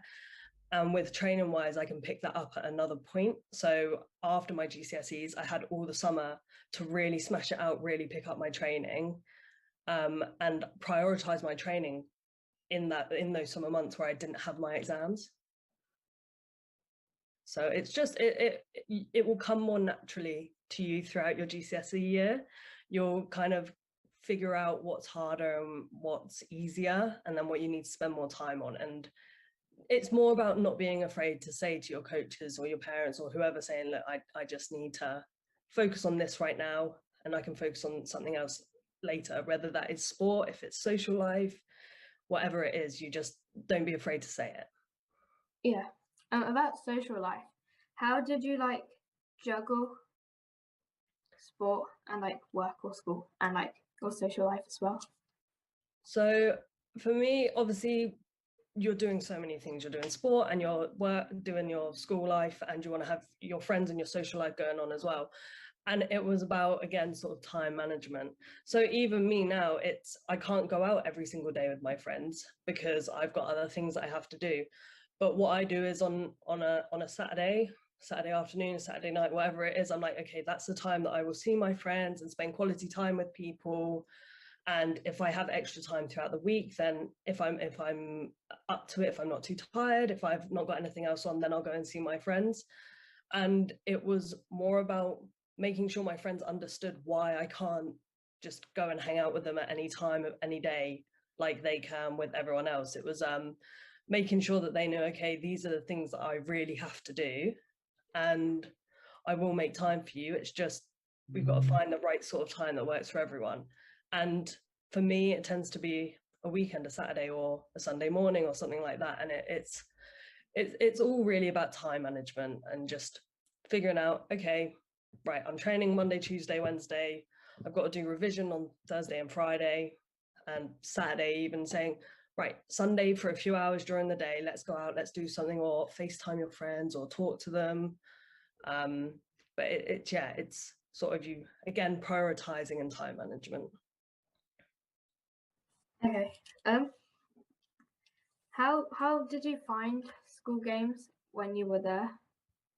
And I like, loved what it. do you enjoy? Or what do you enjoy? So for me, I was really lucky and I met two of my best friends at the school games. And they were both from different teams. So I really encourage you when you're there to make the most of the other sports that are going on around you and going out and watching and not being afraid to just go and chat to random people. It's really nice when all the different teams start interacting and you can make some real lifelong friends from it. I mean, I probably went to school games the first time maybe 6 or 7 years ago, and I'm still really, really good friends with the people that I met there that long ago. And it's really just take it all in. Don't go on your phone if you don't have to. I do that at most competition where I'm away. I sort of, maybe I'll go on my phone when I'm in my room at night or something, but other than that, throughout the day, I'm trying to just soak it all in and enjoy the environment. And it really makes a big difference when you can just take a breath and go, I'm going to enjoy this now. Okay. Was there anything that you didn't like about school games? I don't remember, it was so long ago. I was a bit fussy with food, so to be honest, I might not have liked the food, but but no, I can't really answer that because I don't quite remember if there was anything I didn't like. Again, for me, it was a really positive experience, all of it being my first time away from my parents, sort of just being able to become my own person in that moment and really feel like this is what I want to do. Okay. Where do you see yourself and like your sport and your career in like the next 5 years? For me, really, I want to do all the world marathon majors personally, which is it's a lot of places to go. And I want to be able to go to another senior championship. I was lucky enough to get a silver medal at my last one. And so it'd be nice to go to maybe a World Games or a Europeans or even the Paralympics. The next 5 years are really busy for the para athletes. So it would just be great to go and experience a load of new things, really. I just want to do the best that I can. Yeah. Is there like a competition that you like want to get to more than others, or are they all like equal? For me, I think I really want to go to the Paralympics because the Paralympics does have a marathon. So to do the marathon at another big event, there aren't many that do it. The World Championships and European Championships, they don't do it. I would love to go on track for those as well, but I really do enjoy a marathon. I must enjoy the pain or something. But it's the Paralympics, it feels like one of the big ones. Yeah. How do you think like para sport is represented in like the world of sport? And how do you think it's a good representation or not a good one? I do think that when parasport is represented, it is good through the media. There's always quite a positive outcome and it's always a great story that's told. But I do think that there's still a lot of work that can be done on it. The Commonwealth was really great for sort of putting parasport out there. But I think that there is definitely more that the media can do to help us out, and probably more that we as athletes can do. But it's all about, I think in time, it's going to become bigger and bigger and bigger. It's just having the right people supporting us and willing to sort of put our stories out there that's going to help us more. Okay. All right. I kind of ran out of questions. So do you have any like Well, yeah, points? well, I have some questions for you if that's okay. I want to know what your goals are. Yeah, sure. Where do you want to be in 10 years' time? 10 years, I would really like to go to the Paralympics or like major event.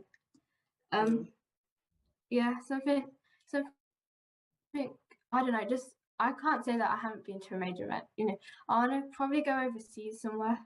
Yeah. Like Paralympics or Worlds. That's really cool. That is really cool.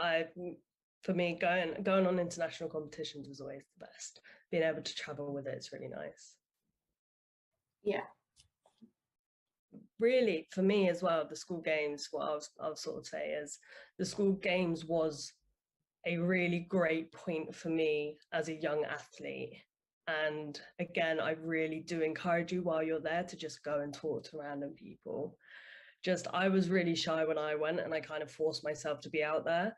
And I'm really, really glad that I did, because you will find people with very similar sort of things going on in their lives as you. You'll find other athletes who are also in school, and other athletes that may have a similar disability to you, who can understand maybe how you're feeling about certain things a lot better. And you will possibly make friends that you'll have for life. And I mean, I did, and I love them all to pieces, and it's really just worth soaking in the entire environment. Yeah. Do you find that your family like supportive of what you do? Or Yeah, my family are fully supportive of what I do. They really understand sort of the commitment that it takes and the time and the hours being young. I'm not sure what your family do, but they had to drive me to training and sit and watch me train. And we used to have to drive like over an hour for my training, sort of 3-4 times a week. So they, starting young, I think, made it easier for them to understand why it's so important to me. And it's really important to have such a supportive family, or even just to make your family aware and understand of why it's so important to you. It's really good to have that open communication about what your goals are and what your dreams are, and how you feel during training.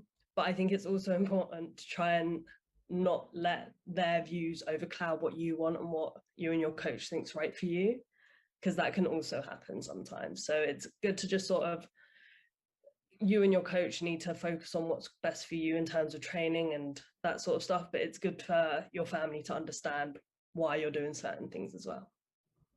okay, that's actually really helpful. Like how would you describe like your training? Do you have like a routine, or is it like? Yeah, so for me, routine's super important. I train twice a day, pretty much every day. And I was lucky enough to take some time out of work to focus on the Commonwealths. But while I'm at working, it's really important that every day is very similar, because it makes things a lot easier. Obviously, there are things that will change, and whatever I'm doing in the evening, sort of, I make sure I have a few hours a day just for my own time to do what I need to do, which is really important. But for me, like at the moment, I'm not working, so every morning at 10 a.m. I'm able to go and train on the roads, and then I'll either go to the gym or I'll train on track in the evenings, and then I'll take a Sunday off. It's really important to have a full day off, no matter what you're doing, a full day off from everything, where you sort of just get to decide whatever you want to do. But at the moment, training has been ruthless, but it's all fun and it's good. And yeah, it's something that you get used to. You know, as I've gotten older, my training has increased and the intensity has increased, but it keeps my mind healthy and my body healthy. And I think it's just, once you're used to it, it's so much better. Yeah. That's. Oh, I fatigue really easily. So do you have any like tips on like what to do or what not to do when you're tired? Or do you have like days when you don't want to go to training? And like what do you do then? Yeah, so I definitely, in the heat for me, because I'm a spinal cord, it affects me quite a lot, and it makes me very lethargic and tired, and I don't always feel great. So for me, it's about trying to manage what I'm doing throughout the rest of the day. So like trying not to walk too much, maybe using my chair a lot more, or sort of, if I know I'm going training, if I've got the time, just trying to chill out a little bit before. Obviously that's quite difficult between school and training, but that it might be maybe having a snack that gives you some more energy, because I find food is really good fuel. It's sort of the best that you can get. And for me, if I'm really tired and I know I've got to train, I'm like, okay, so maybe I'll have a carbohydrate bar or a Nature Valley bar or something like that, just to give me that little bit of energy, so that my muscles can do it. And I've sort of just got to say in my head, like, I'll feel better once it's done. You'll sleep better. But it can be very difficult to motivate yourself when you feel tired. And it's more just about remembering that, okay, there's not too much left in the day to do. I just got to get through training and I'll feel better for it at the end. Um. Okay. So, hang on. I, well, thanks for answering all my questions. Well, thank you for coming on. It was really great to meet you. Thank you. It was great to meet you too as well. And good luck in the school games. I'll be watching. Thank you. So, hello, I am Lucy Renshaw, and I'm actually just finished training, so hence the sweatiness. This is where I train full time, and I do judo. I started judo when I was 8, and I'm 26 now, so I've gone from school games finals to the Olympic Games, so it's pretty cool, yeah. What about your journey? So yeah, hi, I'm Alice. I play water basketball. It is 6 years now of water basketball, which is pretty crazy. This is my first school game finals, and I'm going to be obviously water basketball representing England Green. Very cool. So, have you got some questions for me that I can answer? Yeah, so I was kind of wondering, what was your journey into the sport like, and kind of into the more performance side of it? I'm sure you weren't going for the Olympics aged 8, so. Yes, so when I was younger, like I loved all different sports. And I remember I used to say to my mum and dad, "Oh, I want to go to the Olympic Games," but I didn't know what in, and I wasn't especially good in any sport. I just really wanted to. I thought it was super cool. And then I started judo in primary school, where my club coach came in, and he did like a 6-week taster session, and I loved it. And honestly, the main reason I loved it is because I thought, oh, like I can beat up my brother here if I carry on doing judo. So I was like, this is cool. And then at the age of around 15, I got onto the England team. And that meant that I was going international, competing around Europe and things like that. And then at the age of 17, I moved to Warsaw, and that's where I'm based now. And I have been since I was 17, and that's where I train full time. And that's how I go international training and obviously get selected for the Olympic Games. What was your experience at Tokyo like? I've kind of heard it from a Paralympic perspective, but not from the Olympics. I think it was a really cool experience. I went to Rio Olympics as a training partner, and I got to experience like the whole thing without the nerves of competing. So that was really cool because I was in the village, I was in the judo hall, but I wasn't competing, so I wasn't nervous about competing. And when I got there in Rio, I was like, oh my God, like I want to be here in Tokyo competing. So going into Tokyo, of course, it was really nerve-wracking, but every single competition I do, I get nervous and it's really nerve-wracking. But it was just a surreal experience just stepping onto like the judo mat at the Olympics. So yeah, kind of following on from that, that sounds like a really kind of cool experience in getting the Rio and then Tokyo. What would be your advice for someone going to their first kind of multi-sport village type event, so for me, school games? Yeah, so I think school games was my first multi-sport event as well. And when I got there, I was like, oh my God, like this is so cool. And it can be a little bit overwhelming, but I think you've got to really enjoy the experience and don't take it too seriously, because if you go in there and take it too seriously and don't have too much fun, you'll come home from the games and be like, oh, that was it. Like, so I think you really need to go in there and just be open to like, if you get like pins or stuff like that, you can switch it with people, talk to people from different sports and see what they're doing and get to know them. And just be open to enjoy the experience. And then of course, when you compete, I'm sure that you'll do great. But just don't worry if you don't do great, because it is a first games experience and you shouldn't put too much expectation on yourself, because you don't want to go into the school games thinking that you have to go there, perform, and medal. You should just go into there thinking that you're just going to have fun, and then hopefully if a medal comes or you perform well, that's just a bonus, really, isn't it, for you? Yeah, definitely. Kind of, how have you overcome adversity? I saw on Instagram that you've had some injuries. Kind of, how have you overcome that? I think it's part of sport. So in judo, there's certain injuries that many people get, shoulders especially, knees, and I've had both of them injuries. And I think things happen in sports, and my coach is really good to say that you have to pretend like you're on a mountain or a cliff and you're climbing up this mountain, and you can't just go straight up like this and get to the top. Like, that's impossible. There is going to be bits where you go down a little bit, to go up higher, to go down again, or to go straight, and that's fine. Like, I think as long as you can focus. And so for me now, I'm injured right now and I've had surgery and I'm 4 weeks post surgery now, but I think these 4 weeks, I've not just stopped training and been upset and been dwelling on things. I've been really focusing on the gym, which for me, gym is the hardest part of sport for me. I don't really enjoy doing weight training, but I've been really focusing on it. I'm really putting time into gym, which I couldn't really do before. So I think just having a focus on something and having goals outside of me doing judo, that's really helped me.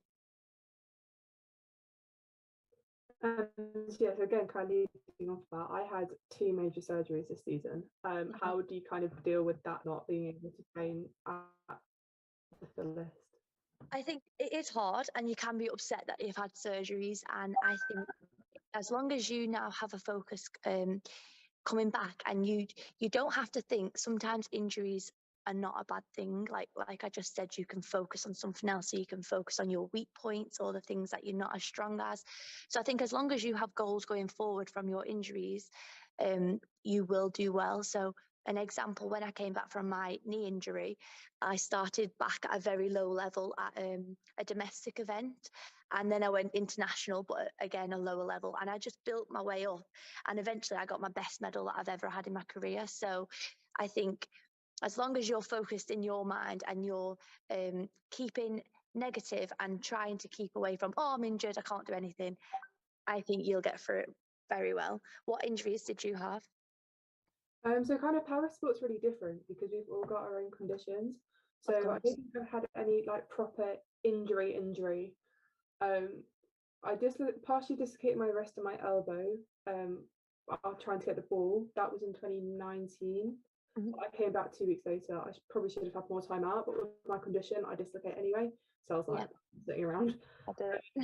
This season, I had 2 jaw surgeries. So I had basically what a lot of people have done with their knee. So I had the cartilage taken out, and I had a implant, and then I had 2 scopes. So I had the replacement on one side and the scopes on both. I think that's it. I think the major one, I learned how to walk again during lockdown. That was a bit of a surprise. Wow. So I woke up with, I couldn't feel my feet. So I had disabilities beforehand, then I woke up, couldn't feel my foot. Then it progressed to my legs. So I learned how to walk again. With basketball, we didn't really have a 2020 or 21. Our first matches were September last year. Which was a bit weird coming back because we had just had nothing and we weren't allowed to throw balls to each other for last year, and we weren't allowed contact until June because COVID was that. I think I'll probably forget them. I had to do a medical form for a GP, and I was like, oh, this is going to be a very long document. Yeah. I think kind of moving on to the outside of athleting, is there anything that you're really like passionate about outside of that? So yes, so even though it's a bit alongside me doing judo, I also coach judo. Me and my boyfriend have our own judo club, so we coach people from the age of 4, and I think our oldest is only 18. So I really enjoy that because I feel like sometimes being an athlete, you can get really, of course you have to focus on, well, I have to focus on judo, but I don't want that to be my only focus. I feel like sometimes I can give back to the sport a little bit, and just like seeing all the little kids, and they watch me online and on the TV, and they come and watch some domestic competitions, and it's just so nice to think that like I can inspire the children. But I also study physical education as well, and I really enjoy that. So they're all a little bit linked, but yeah, I study too. Cool. So kind of on that, how do you manage your studies around here and now? I think having good communication is key. My lecturers are aware of my situation. They know that I'm away traveling the country. and I'm out, miss some lectures because of that. But I think me having good communication is really important. So I'll always message them to say, this is my program, and if anything changes, I'll let you know in advance. And they're really happy to help me. So when I go away out the country, they'll give me the work that I'm going to miss that week, or they do some recording lectures. So I don't actually miss too much, but I think it's really good to have a balance. So when I come home from training, I rest, I recover, and then I make set times to do university work as well. So I don't just wing it, I don't just go with the flow. Probably every Sunday night or Saturday night, I make a timetable for the week, and I make sure I stick to that timetable, because I know sometimes after training I can come home and be like, I don't want to do nothing all day, I'm exhausted. Like, I'm sure you know how it feels. So I think just having good balance, being quite strict with the timetable, and having good communication with my lecturers, the three key things to, at the minute, everything's really balanced, and both my studies and my judo are going quite good. I think you kind of touched on this, but how do you kind of manage having a social life? How do I manage my social media? Like having a social life outside of Social life. So it's hard. It is really hard. I mean, judo is quite a difficult sport. I don't know about basketball, but there's no seasons in judo. So from January to January, we're training, and I have 2 weeks off for Christmas, and sometimes not even that. So this year I'm competing on the 21st of December. So I'll just have the week off after that. And then if we have a big event, the World Championships, we'll have a week or two off after that. So probably during the whole year, if you're not injured, I'll have about 3 weeks off. But then in between all that as well, we do get some weekends off where we can just go home, see our family and friends, because I live about an hour and a half away from my family. So I make sure, because it's super important, that you keep in contact with everyone and you still have fun outside, because although you're really dedicated to your sport, sport isn't the end of everything. Like, it's not, there's something after sport as well. So it's really important to keep in good contact with friends and family, especially for your mental health too. But I think I make sure to speak to my friends and family every single day. I FaceTime them. I keep in contact with probably everyone. And when I do have spare time, I make sure that I'm not just being lazy and sitting at home and staying in bed. I get out and I do things, and I visit loads of friends, visit loads of family. But it is hard. Like, it is really hard. And I do miss quite a lot of events, and I'm sure you have as well already. But I think judo, I won't be doing judo forever, so I have all my spare time in a few years when I retire. Yeah, I think we train, our club training is Saturday afternoon, so It clashes. What was that? So I bet you Saturday afternoon that clashes with a lot of your friends and your family's things that they're doing.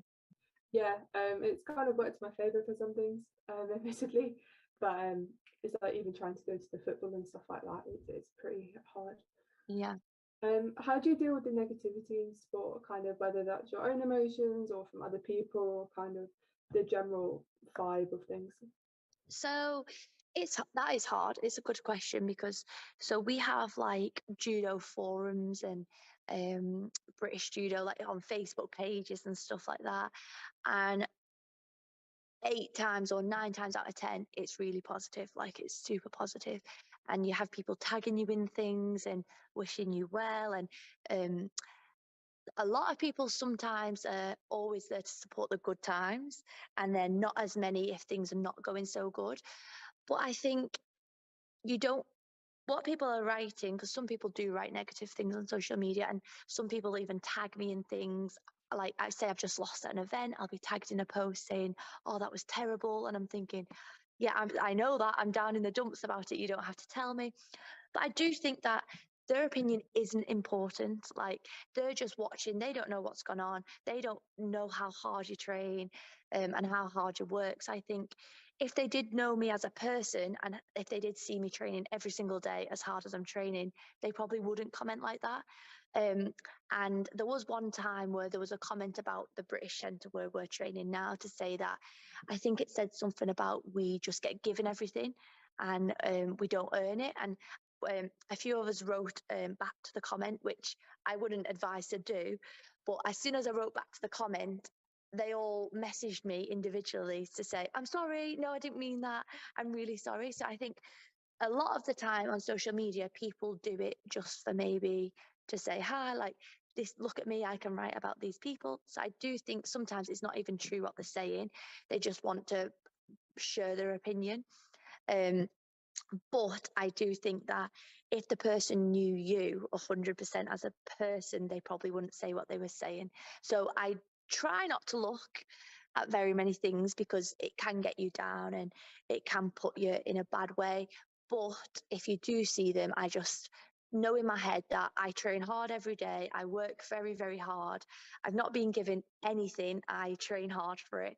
So I deserve what I get, or I like, for example, you deserve to be at the school finals.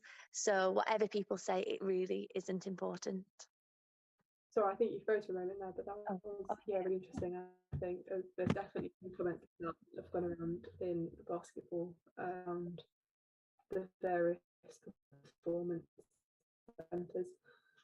I just tend to kind of sit back on Facebook and not engage with them because it can get a bit like brutal. There's some people who get very, very passionate. Yeah, there's some people who get very passionate about the sport, and I think you've probably experienced it in judo as well, as kind of the profiles being raised, that people liked it how it was, and that wouldn't have been with a lot of people in the sport. Wheelchair basketball is so heavily male weighted as well, so I'm not sure if you've seen that we now a women's Premier League, which is meant to be pro, and that caused huge backlash because people are like, oh, why aren't they investing in the men's game, which was always, it's kind of good. So it happens in other sports, if you get what I mean. Yeah, and I think that other people can be as kind of mean. I have got a list, that's why I keep looking down. No, it's okay. But I do think that in every sport it happens. Like, you've got to remember and understand that it's not just you. Like, no one's aiming it at Alice. It's everyone. Like, I think every sport there is them people that will write nasty comments, but you literally are doing the right thing by not engaging and not letting it get you down, because you know that you're working hard, you're trying hard. So their opinions, their negative opinions, doesn't really matter.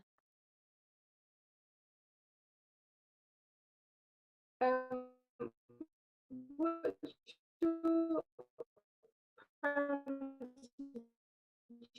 achievement, kind of on a more upbeat note, in your personal and sport life? So my best achievement in judo, I am the only British person to get to 4 Grand Slams. Well, not 4. I've got to 7 Grand Slam finals, but won 4 of them. So I'm the only British judo to do that, and I'm also the only person in British judo to get a European medal at every age category. So I'm really happy that, because sometimes if you do so well when you're young, you can't continue that all the way through to senior level. Or so you do either better younger or maybe older. But I've got a European medal at cadet, junior, under 23 and senior. So I think I'm really proud to be at every stage. I know I've completed something that I really wanted to complete and get a European medal. And then I think outside of judo, my biggest achievement probably would be being able to balance so many things. I think it's really hard, and some people struggle to give 100% to one thing, but 100% to another thing also. So sometimes if people give 100% to the sport, they can't like give everything to the university or the studies. But because of them key factors that I told you before about time management and having a balance and being a little bit strict, I think probably my biggest achievement outside of judo is doing well in other things, not just one thing here, one thing there. So I'd say that. What would you say is your biggest achievement so far? I don't know. I think it's really, really split, and I'm not sure if my sporting achievements would like be the traditional ones. So I spoke out about sexism in the sport age. The selection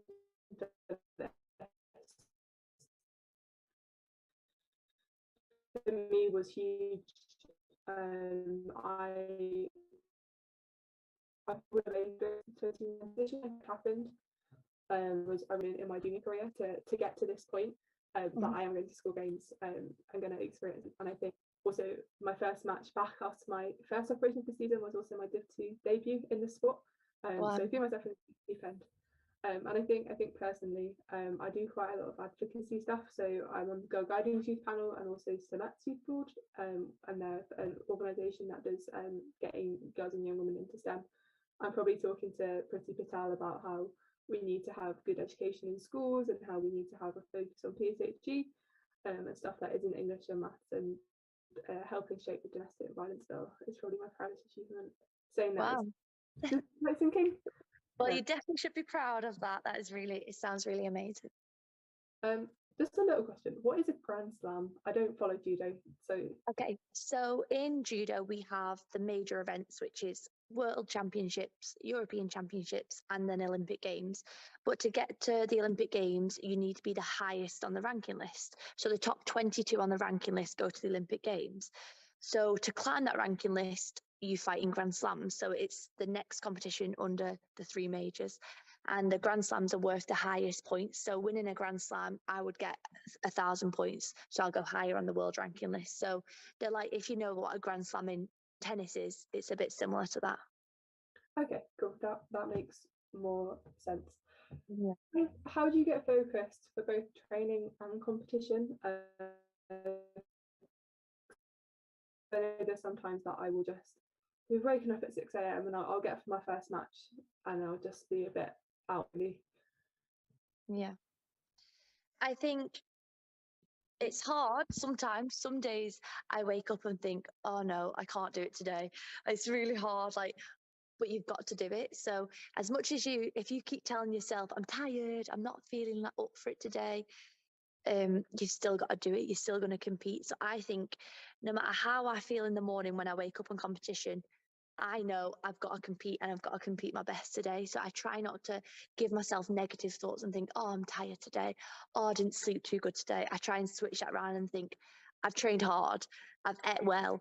I've made my weight well. I'm ready to train. I'm ready to compete. And I've been competing well. So that's what I try and change it around to not think, oh, I'm tired. I try and tell myself all the positive things that's happened this week rather than the negative things. But to focus during competition, we have about 5 fights in a day. So in between each fight, there's about an hour recovery. So I just listen to music. I take myself off. I just really try and think in my head my game plan and how I'm going to win my next fight. And then I also speak to my coach a lot. So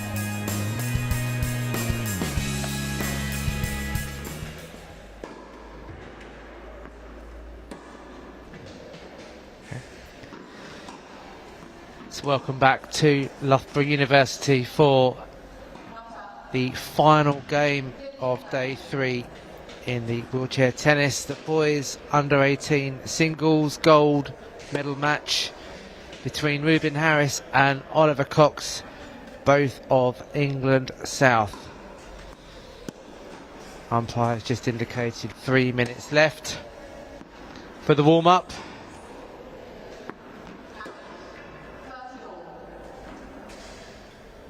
And this one will be a very tough one to call. Two players that know each other's game very, very well.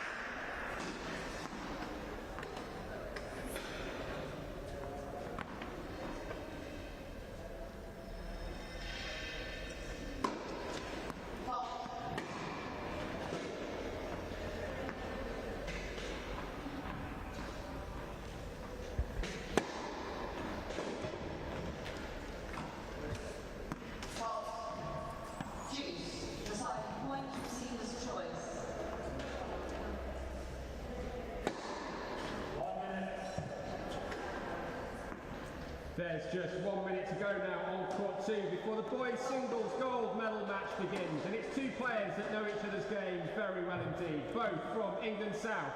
Let's hear it one more time for Ruben Harris and Oliver Cox. Your chair umpire, Chris Tortoise Crawford.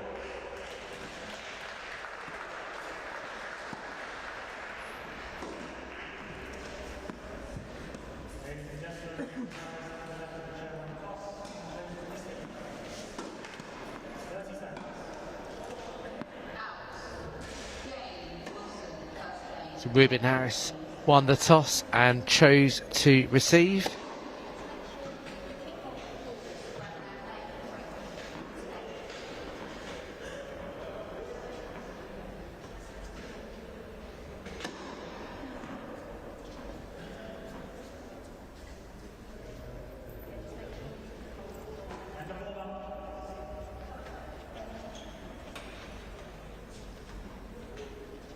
That's the end of the warm-up now.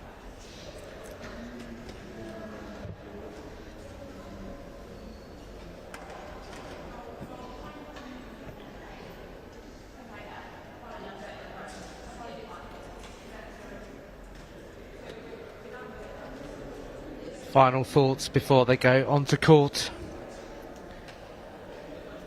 for the gold medal match.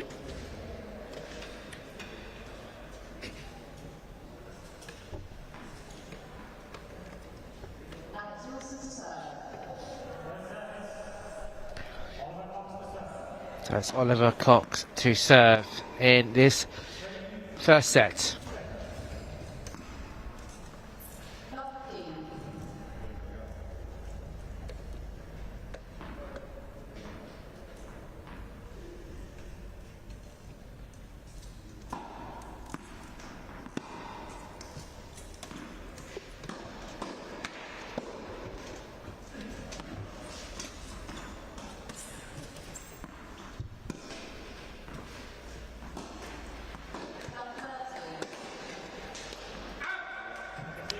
Love.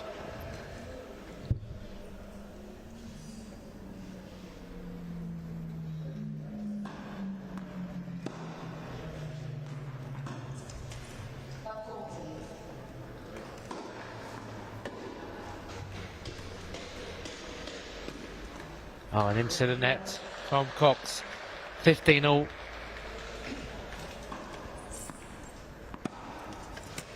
Good return for Ruben Harris, taking all the pace off the ball.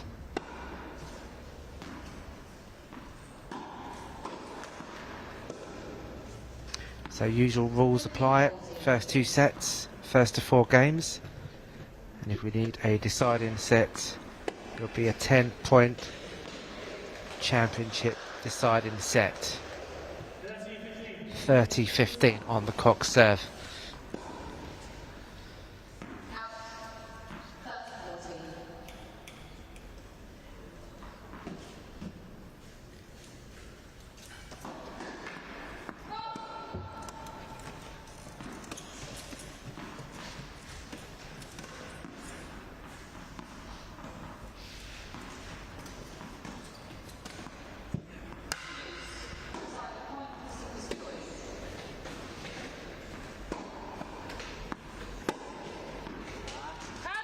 Just wide from Harris, 40-15.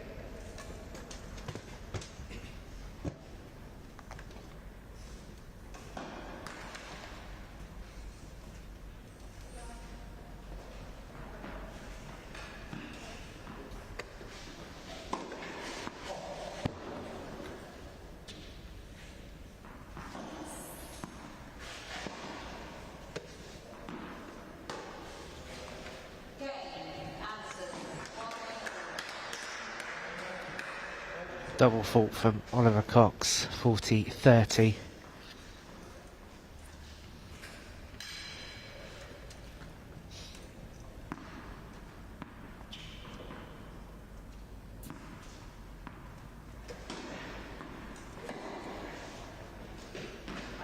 That's long from Harris. So first game to Oliver Cox.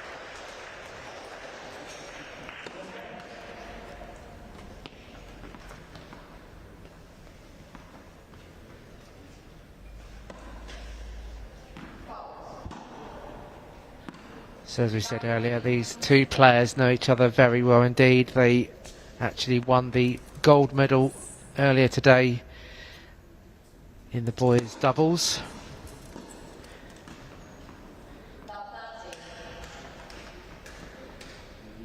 Defeating Alex Wilson and Cameron Hudd.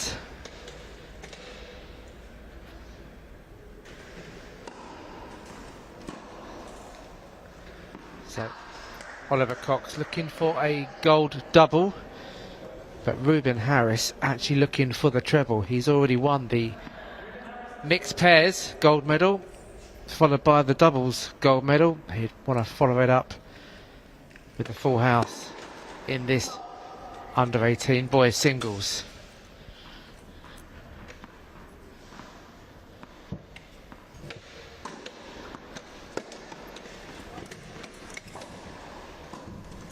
That's long from Harris. Brilliant return there from Oliver Cox.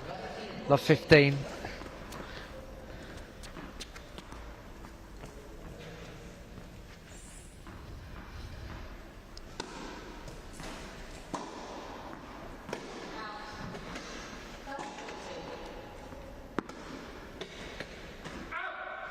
Just wide from Cox, 15 all.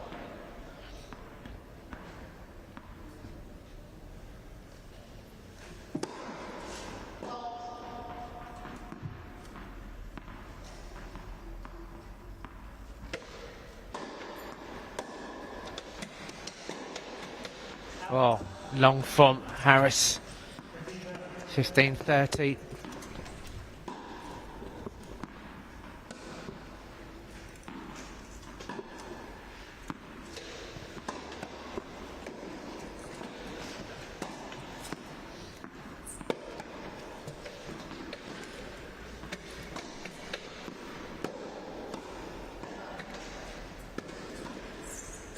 Just wide again from Oliver Cox, 30 all.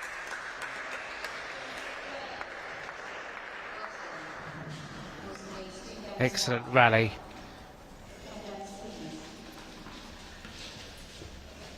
Harris and Cox, the number 1 and 2 seeds in the boys singles. You can see why.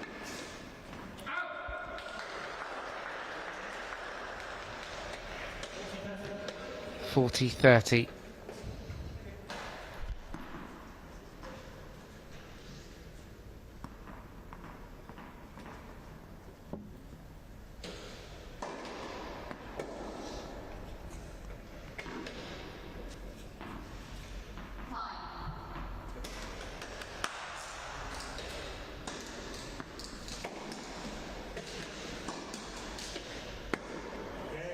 Game, Ruben Harris, 1 game all, first set.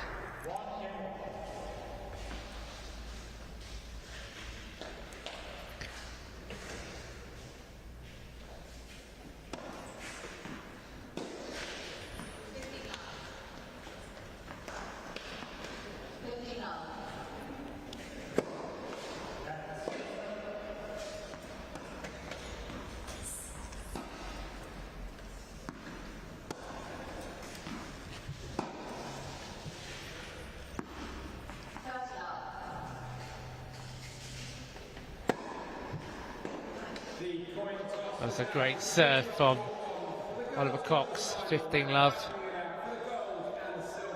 Let's hear it for our 4 players from England North, Isabel Collier and Alice Dyer. Taking on today, pairing from Wales, Lily Bigelow and Lily Follen. Your chair umpire, James Crystal. 30 love.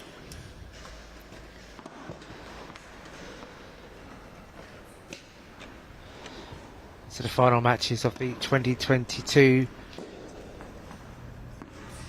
Wheelchair Tennis School Games have all started now.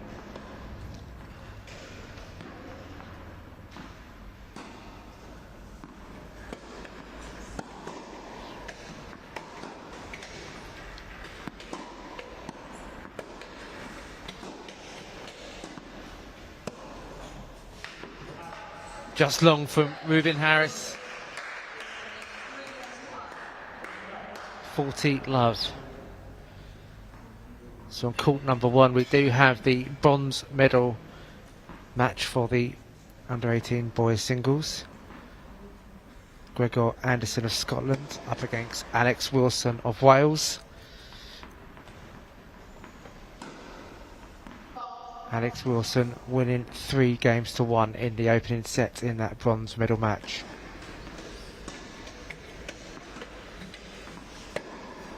What a wonderful shot from Oliver Cox. Forehand cross court, giving Harris no chance to return. On serve as it stands, Cox leading 2-1.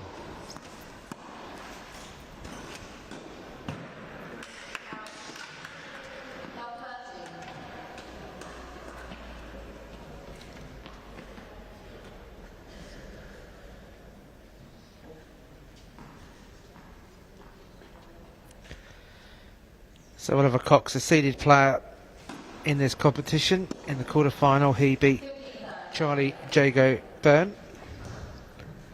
Semi-final, he beat Alex Wilson of Wales.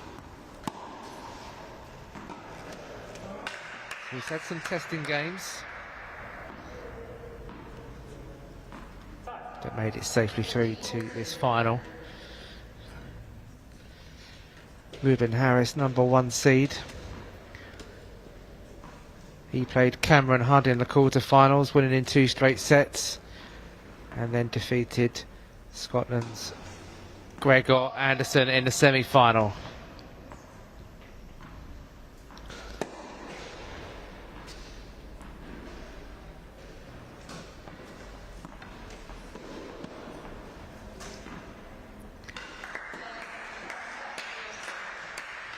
Double fault from Harris, love 15.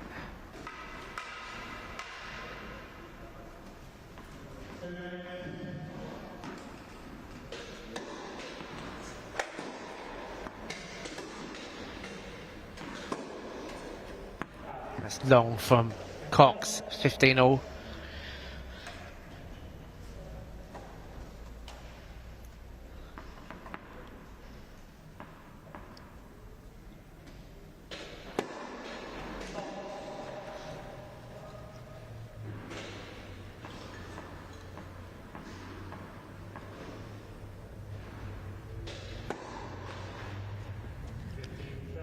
$15.30.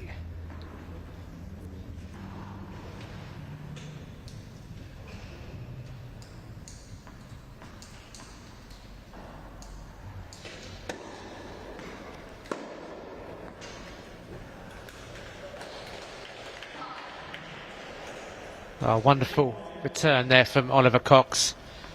2 break points here in this first set.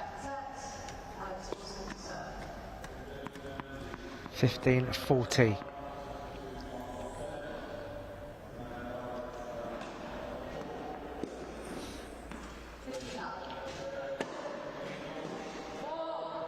There's one of them saved. 30-40. Both of these players have really good serves.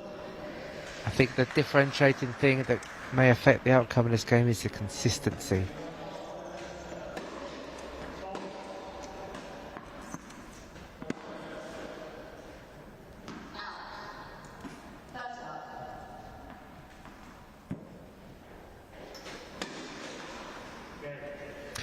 So game to Oliver Cox. You can see the frustration from Ruben Harris. So Oliver Cox has the break of serve now in this opening set, leading 3-1, and will be serving for the first set.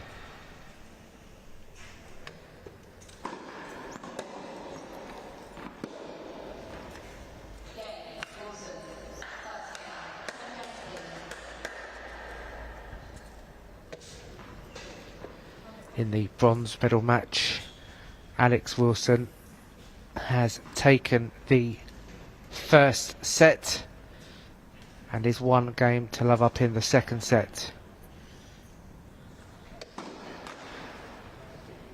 So a double fault from Oliver Cox, love 15.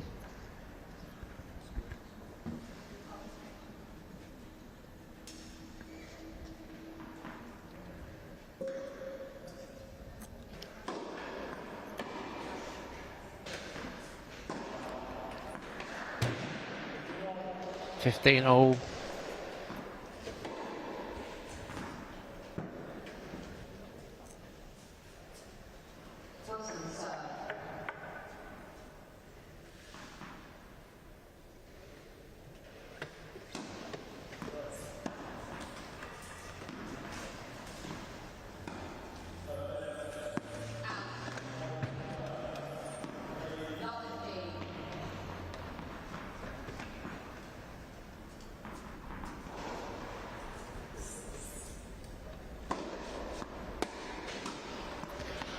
(30-15). Cox serving right into the body of Ruben Harris.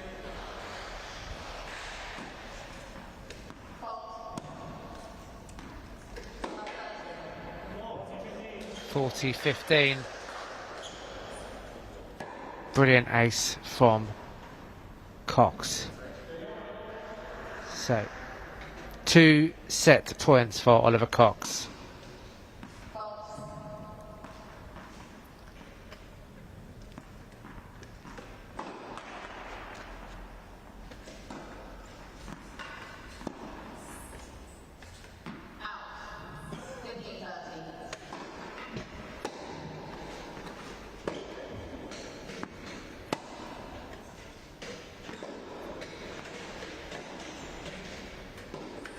Oh, and into the net from Oliver Cox.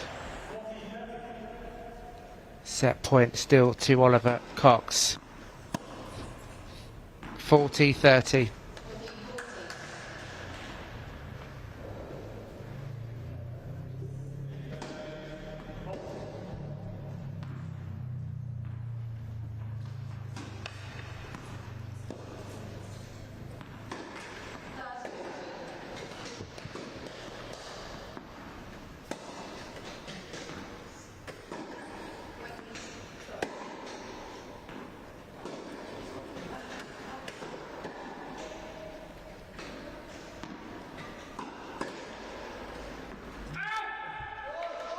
Called out. Juice. It's a deciding point. Huge point in this match. Still set point for Oliver Cox.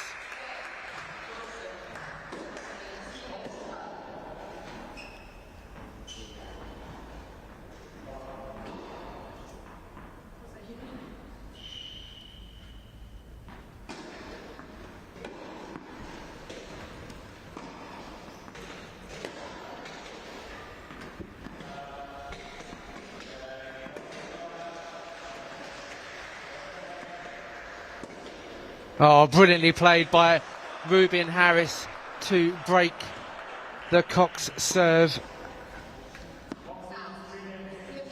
Oliver Cox still leading by 3 games to 2. But a chance for Ruben Harris to level things up. A big moment in this match.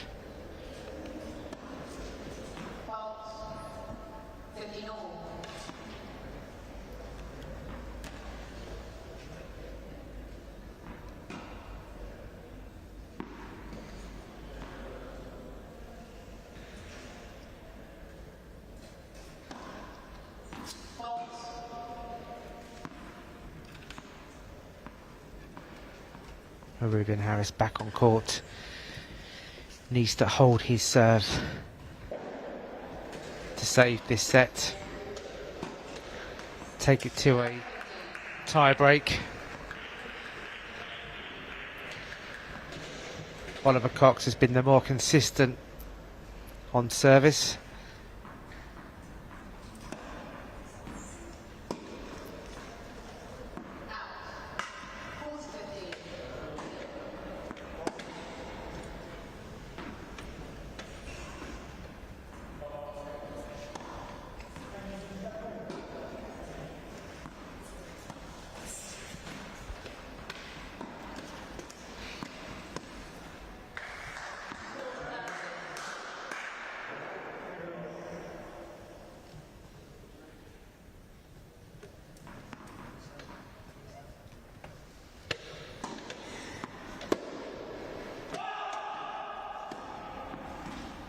Wide from Harris, love 15.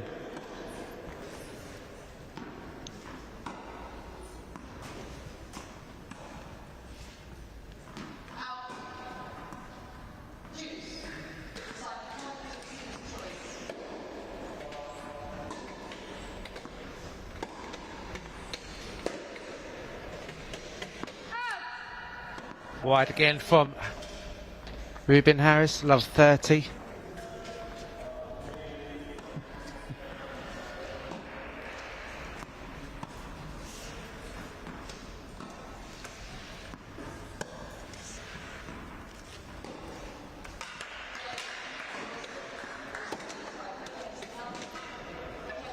Oh, brilliantly played by Oliver Cox. 3 break points for Cox and 3 set points for Oliver Cox.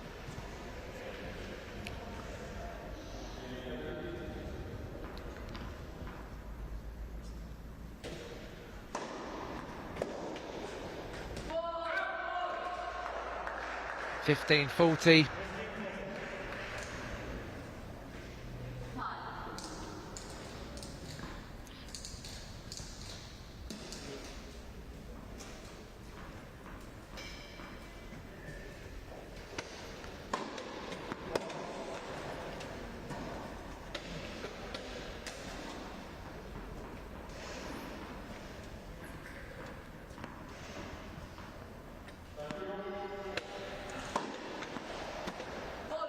Another point save from Harris, 30-40.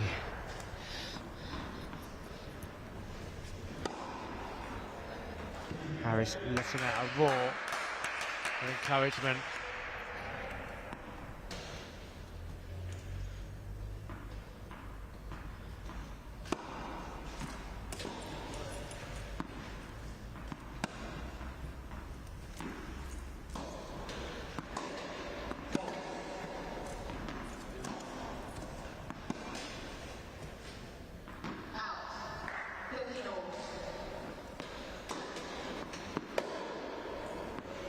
That's long from Oliver Cox. Deuce. Deciding point. So set point for Oliver Cox. If Ruben Harris takes his point, we go into a 7-point decider. And we are going to a 7-point decider. 3 games all in this first set. Tie break. Well, that's twice that Ruben Harris has been set down and managed to claw his way back into this set. He's dug in deep when needed.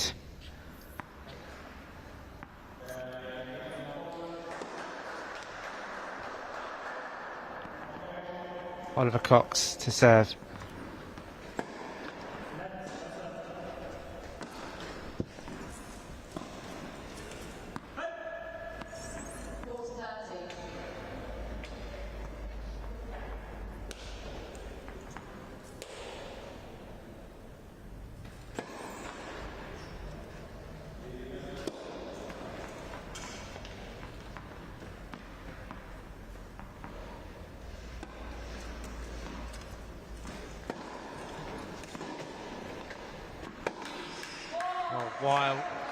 Wide from Cox.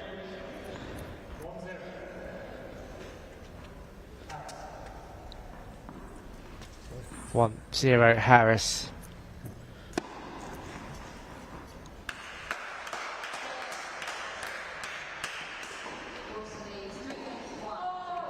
Two zero Harris.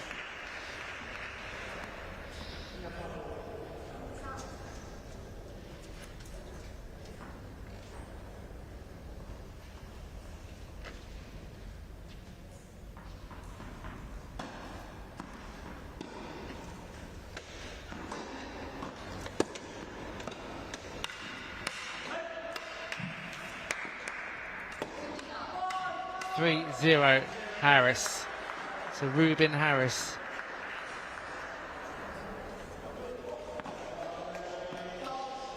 Now starting to put some pressure on the Cox serve here.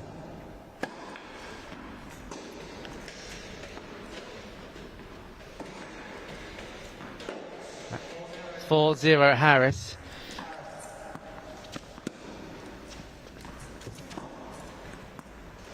Well, this is an impressive comeback from Ruben Harris. Twice set down.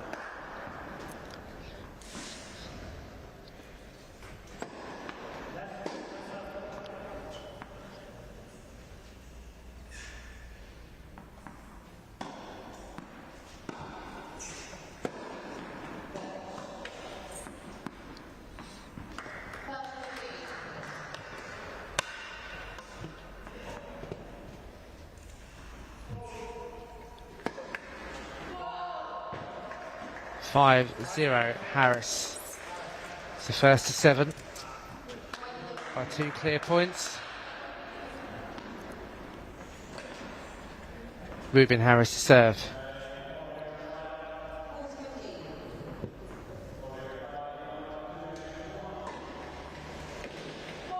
Six zero Harris.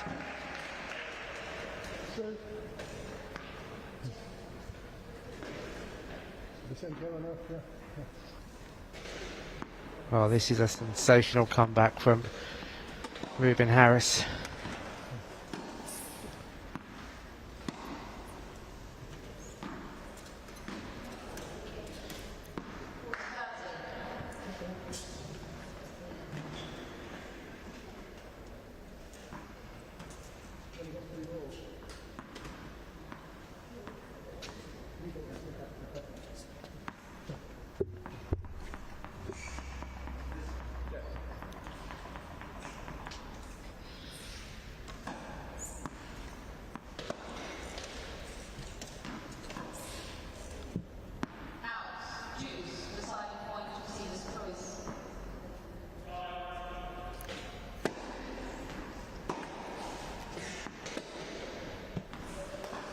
Six one Harris.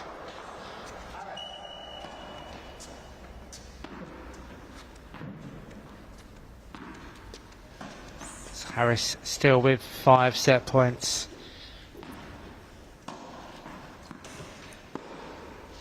Oliver Cox to serve.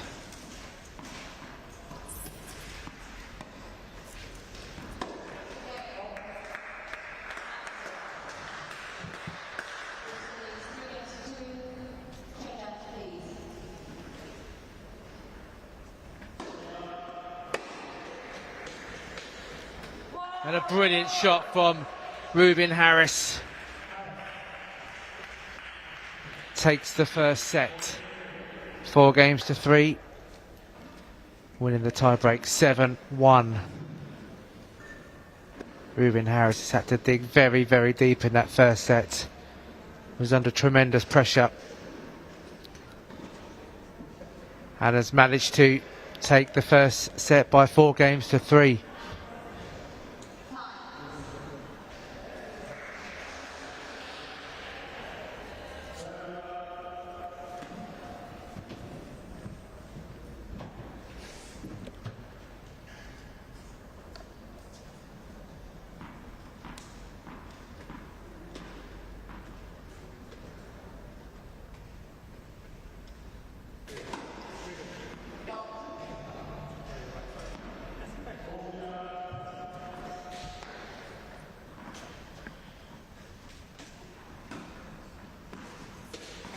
Ruben Harris has certainly found a little bit more consistency with his serve. That was the difference earlier on.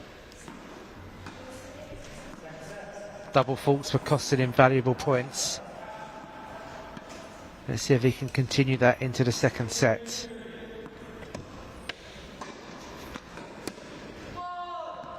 (15-love).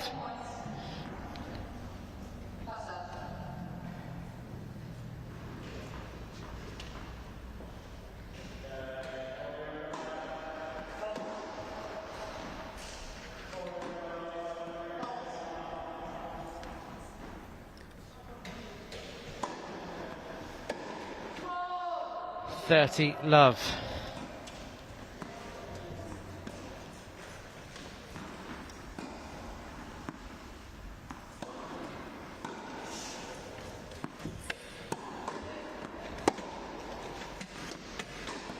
Into the net from Harris.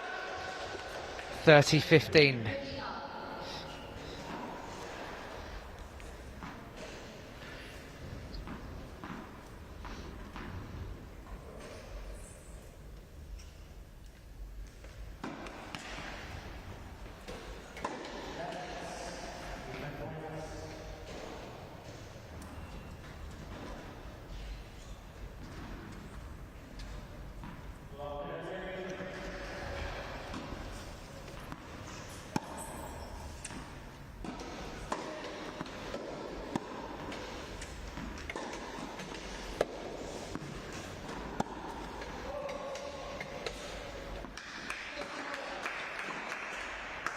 Long from Harris. 30-all.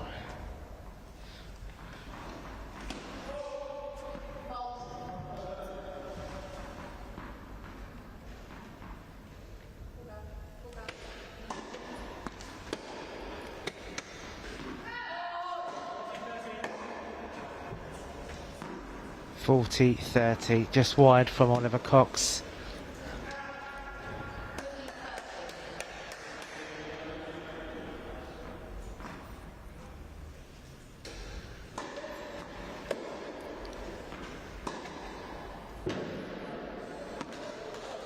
Deuce, deciding point.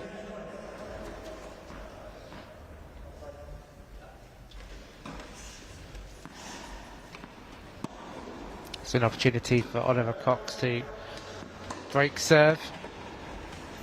And he hasn't done it. Ruben Harris holding serve in the opening game. 1-0 and 1-0 in favour of Ruben Harris.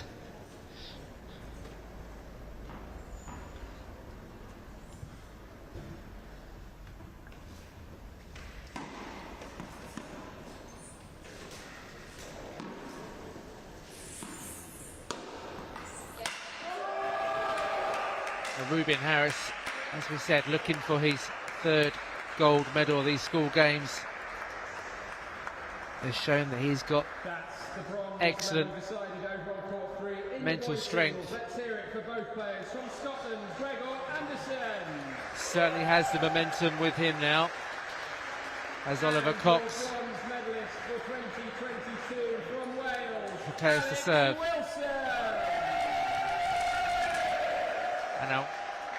And on court number 3, we can confirm that Alex Wilson of Wales has won the bronze medal in the boys under 18 singles, defeating Gregor Anderson in 2 straight sets. Oh, a wonderful forehand with topspin. That's his signature shot.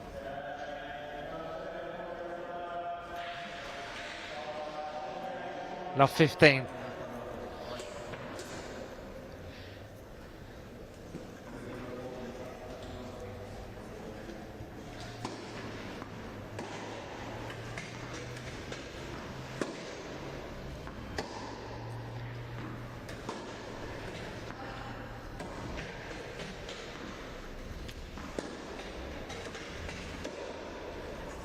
Into the net from Harris, 15 all.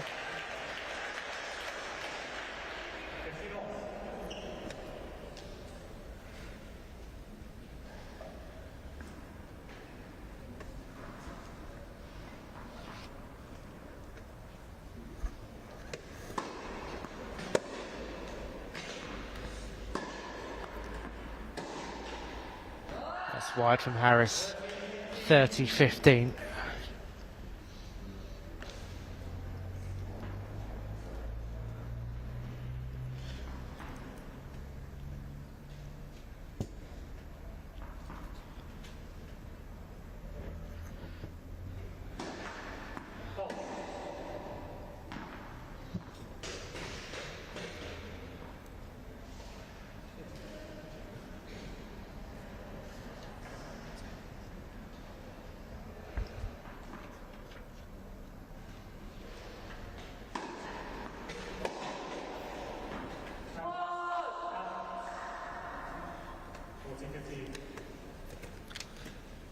(40-15).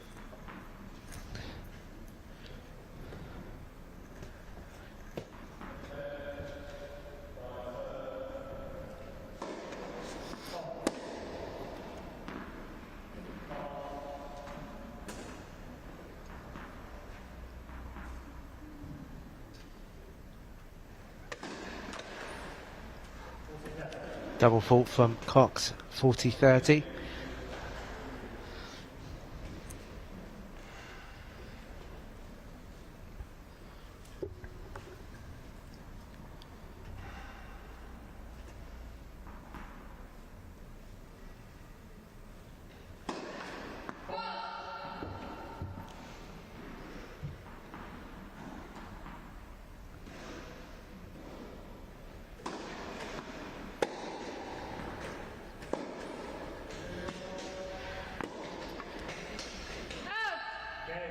It's a game to Oliver Cox.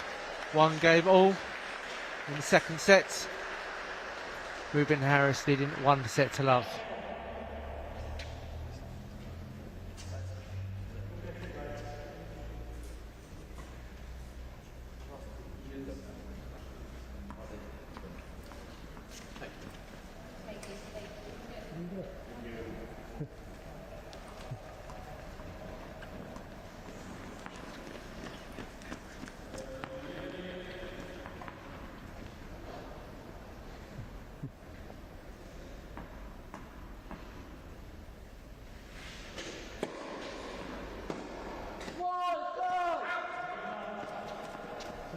(15 love).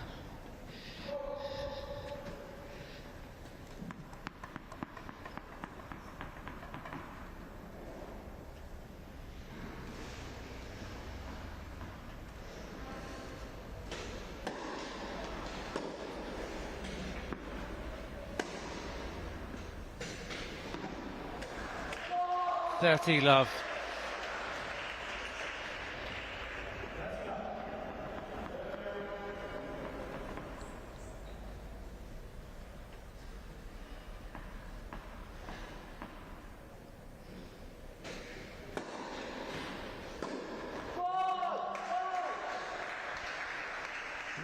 Excellent serving from Harris. 15-40 Love.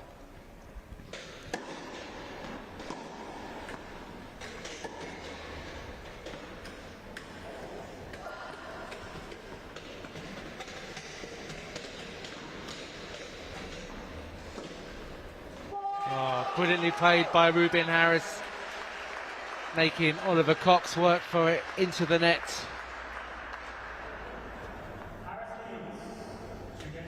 Ruben Harris leading now 2-1, second set.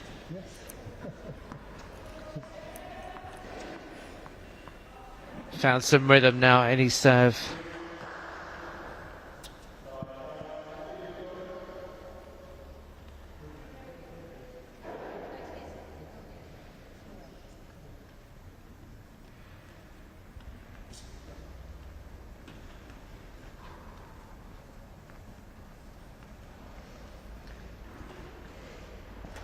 Certainly showing resilience in this under-18 singles final.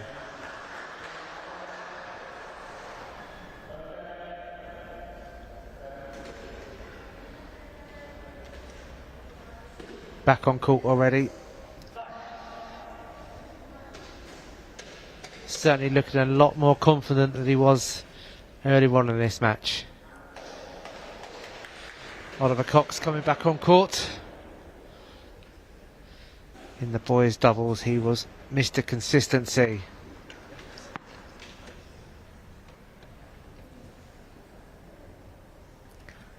He needs that consistency now. Cox to serve.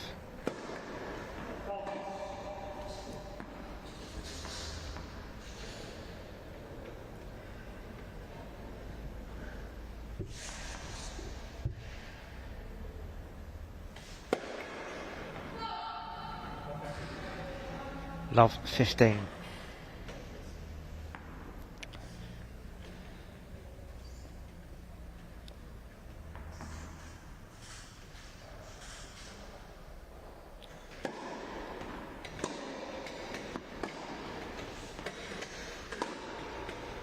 Into the net from Harris, 15 all.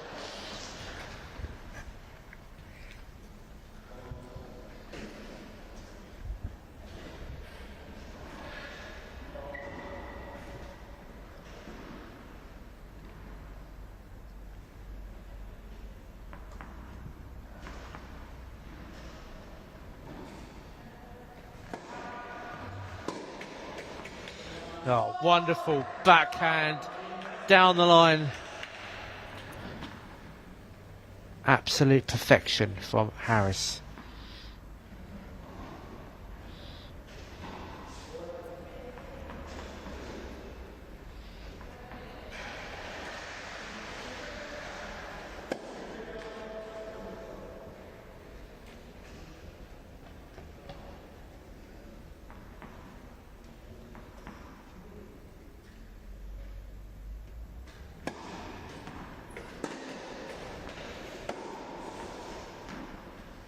Well, it was good. It was on the line. It was good from Oliver Cox. Ruben Harris thought that was out. He left it.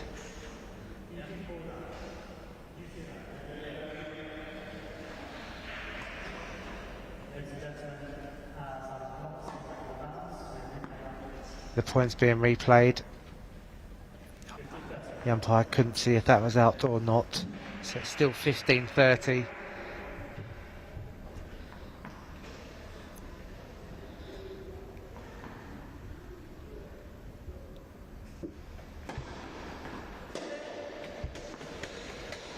Brilliant forehand return, 15-40.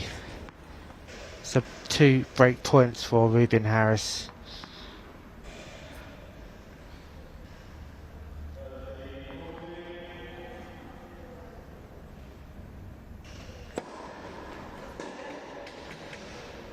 Oh, beautiful backhand passing shot from Harris to wrap up that game. Breaker serve. So Ruben Harris now leading by 3-1, 1 set to love. And Harris will be serving for the gold medal.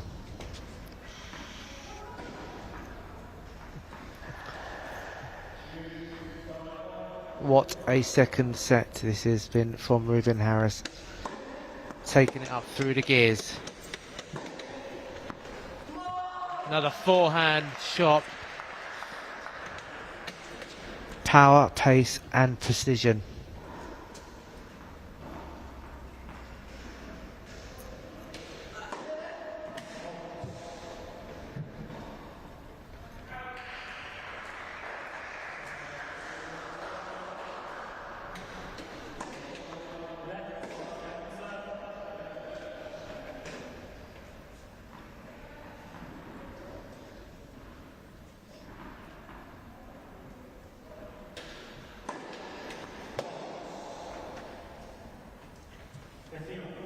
A double fault from Harris, 15 all.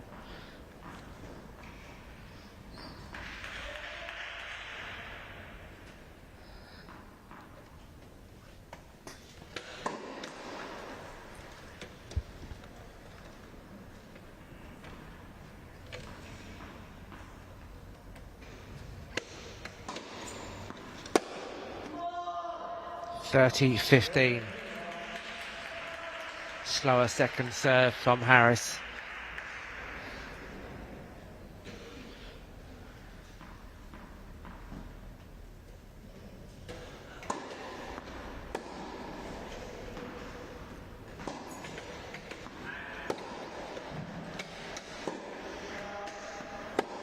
Into the net from Cox. 40-15. 2 championship points for Ruben Harris.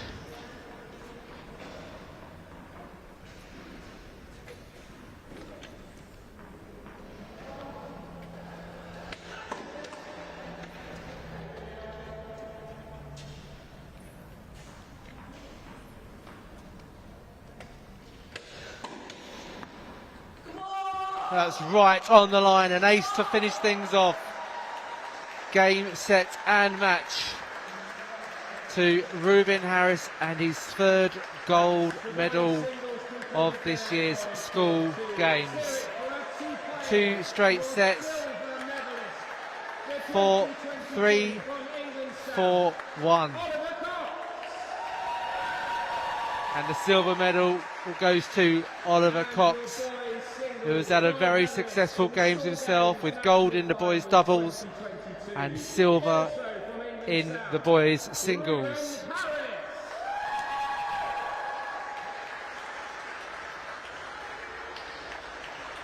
So these two should be absolutely proud as punch with their achievements over the past 3 days.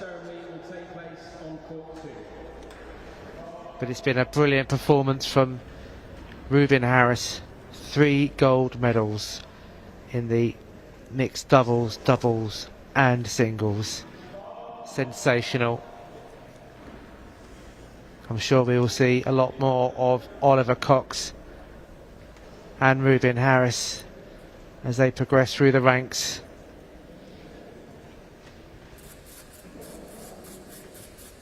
Well, we will be back shortly with the medal ceremony for all the competitions that have been played over the past 3 days here at Loughborough University.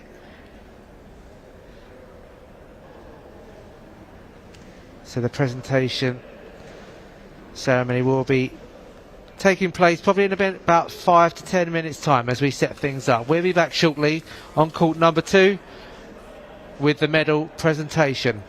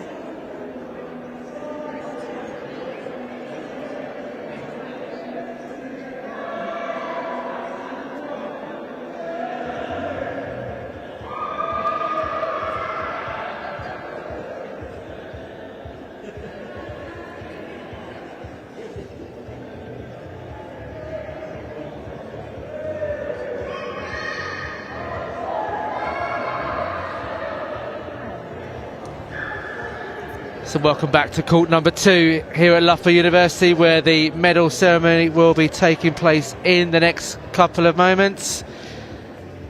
The umpires and officials and volunteers are just taking their place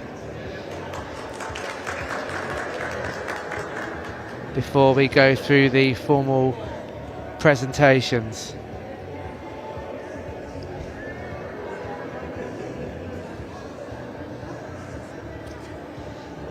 These guys have worked exceptionally hard in the days leading up to and during the last 3 days for these school games. These things don't happen by accident. Not a hard work and effort and time given up by these guys.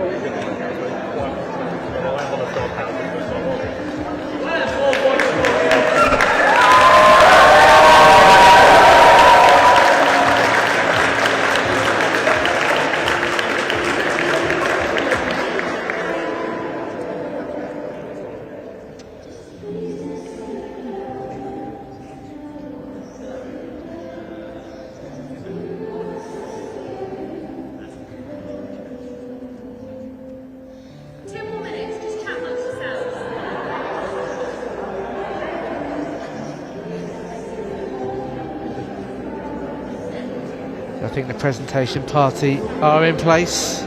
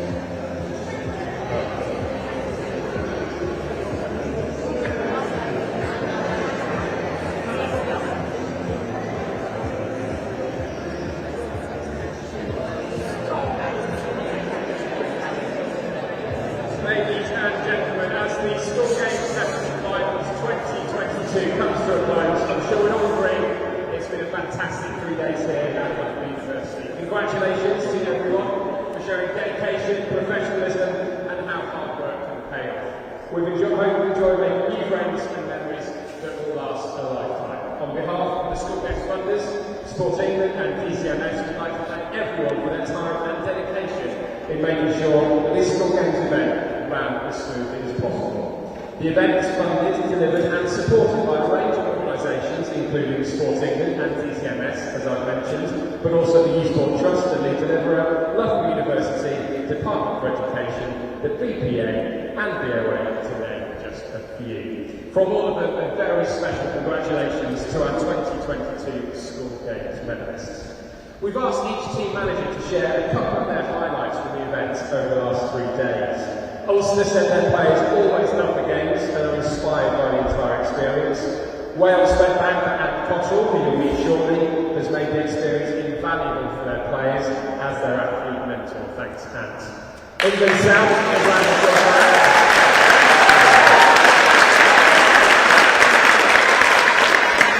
England South mentioned camaraderie and how their more experienced players took on the role as captain at times, which is great to see. Scotland highlighted personality shining through a supportive network, and finally England North flagged that the opening ceremony was a really special part of the event. Before we hand out the medals, we'd just like to show our appreciation to a few more people that made the event over the last few days possible. Firstly, Sophie Hall, to my right, who's done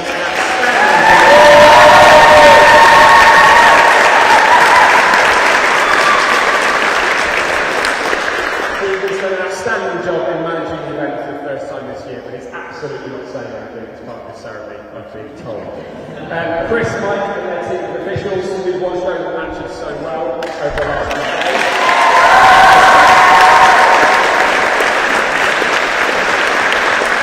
A big thank you also to Janet and Michelle who looked after our welfare over the weekend.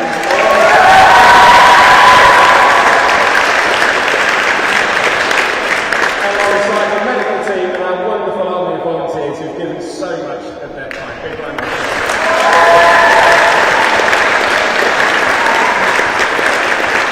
Finally, the team managers, the coaches, the parents, the carers who've not only travelled with all the players but importantly put in a huge amount of time leading up over the last year to the event this weekend. Let's give everyone one more big round of applause.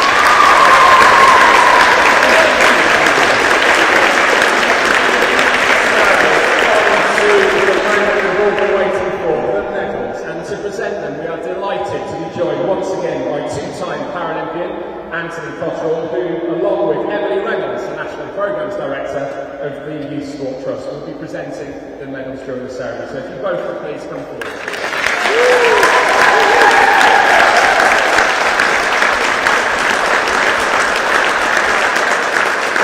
Across the School Games National Finals, we have been welcoming your nominations for the Best of Sport Awards at each of the sports. This category recognises one athlete and one volunteer for their contributions and how they embrace the School Games values. We are now delighted to present those Best of Sport Awards, and with thanks to Loughborough University and UCAD for contributing towards the prizes. First up, the player award, and I'm going to actually read out one of the nomination statements. This person has consistently shown resilience and team spirit. He offers his team members support and kindness at all times. He displays unmatched determination and stamina, which along with his kindness deserves to be recognised. Your winner of the Wheelchair Tennis Player Best of Sport Award is, from Wales, Adam Clifford!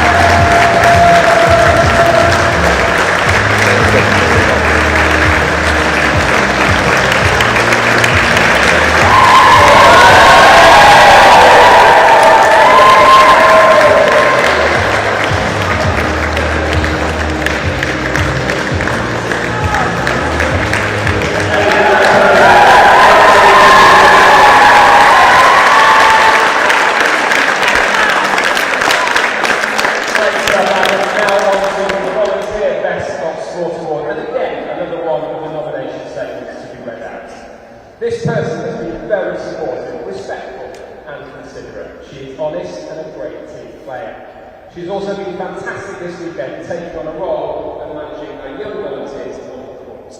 She's taken time to provide a clear training programme and has been incredibly supportive to every young volunteer we've had this weekend. Your winner of the Wheelchair Tennis Volunteer Best of Sports Award is Nikki McMahon.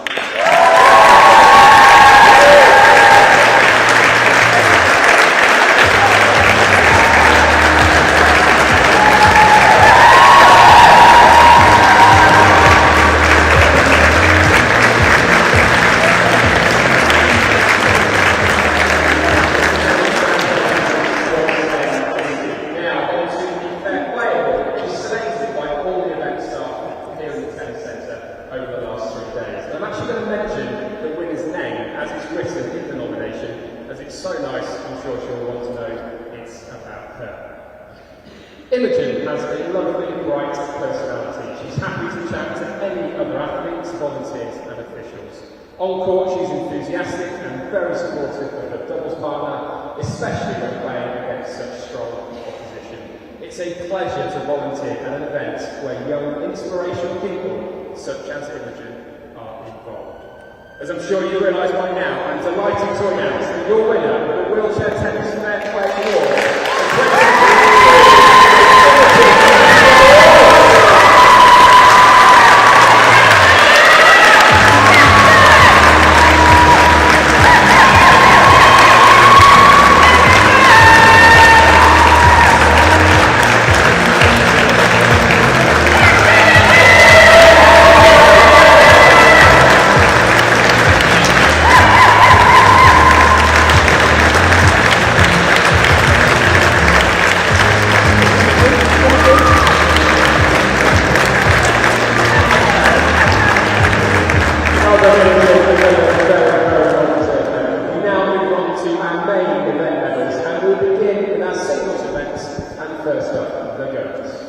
the winner of the bronze medal, representing England South, Scarlett Walker.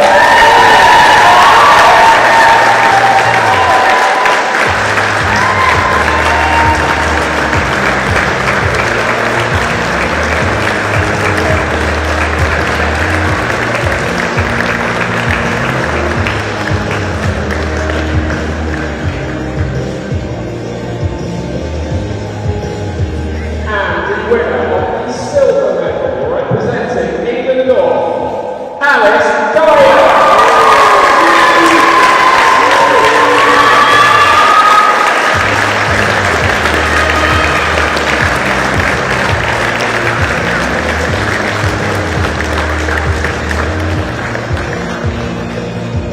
And the winner of the 2022 gold medal, representing Wales, Lily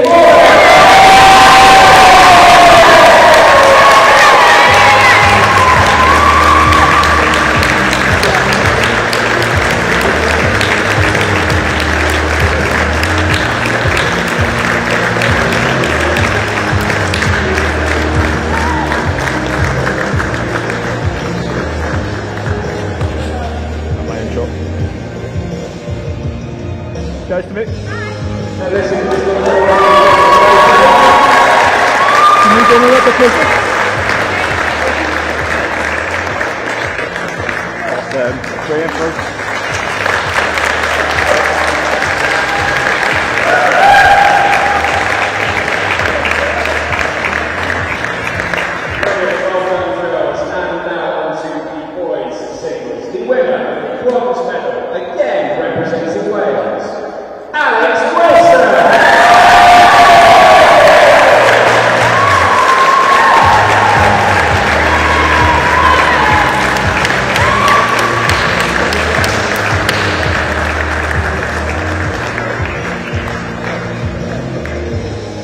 the winner of the silver medal, representing England South, Oliver Cox.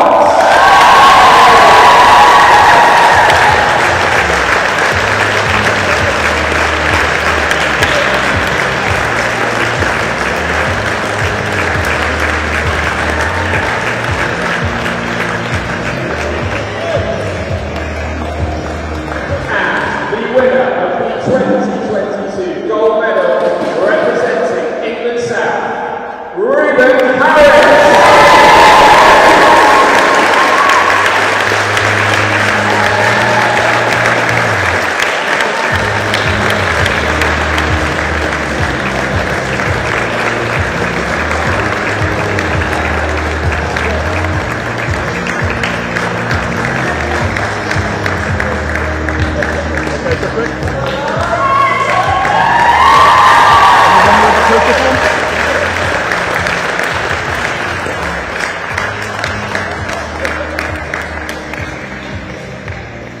Well done.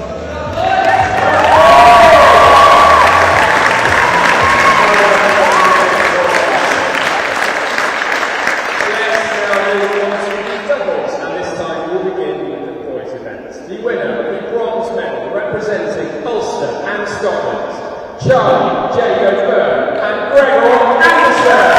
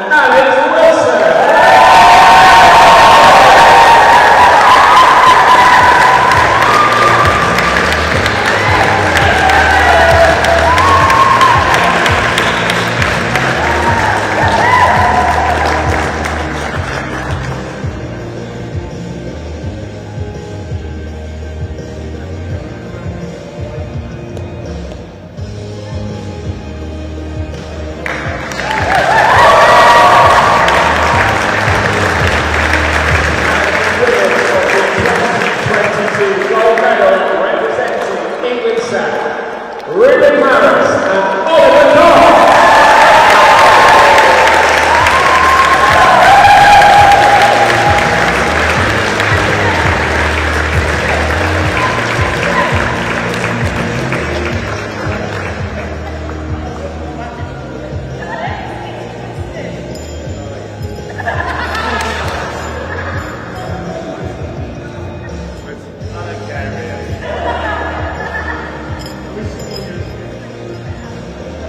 Right, lads, this way.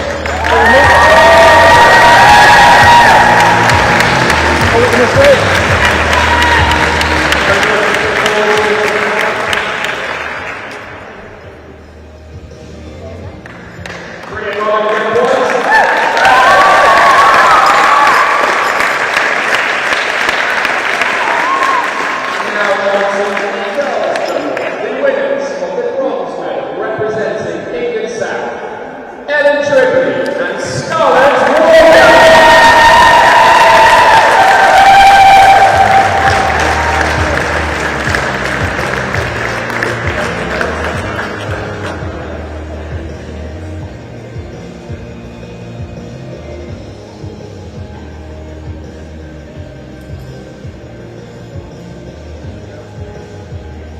The winners of the silver medal representing Wales, Lily Bignell and Lily Folland.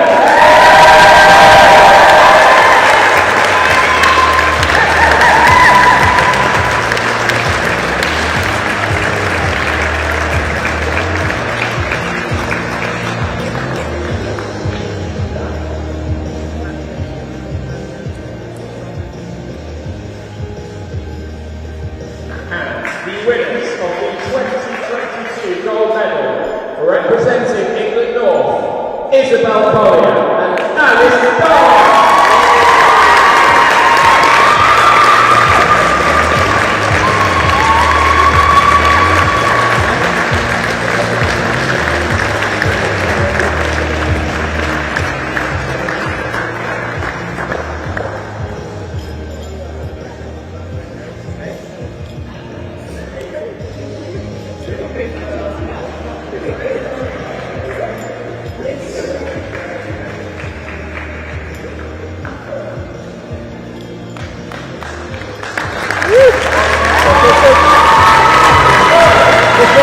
Let's go. Flag down for one.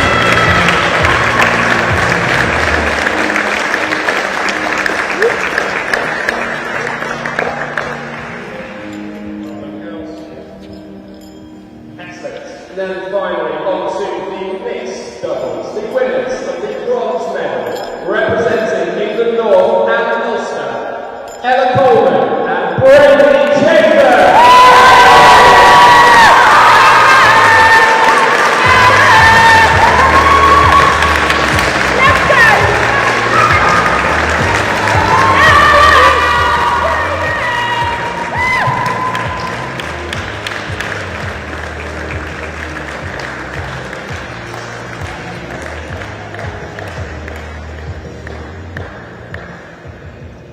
The winners of the silver medal, representing Wales, Alex Wilson and Lily Folland.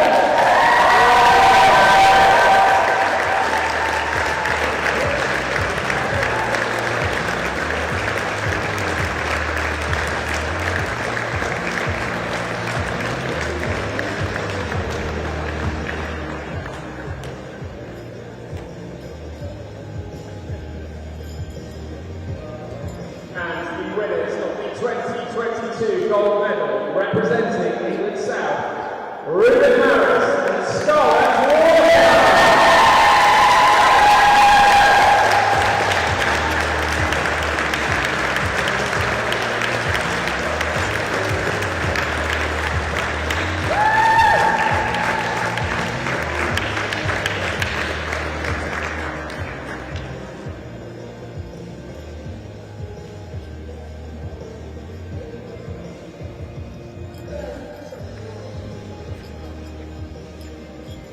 Okay, folks, this way.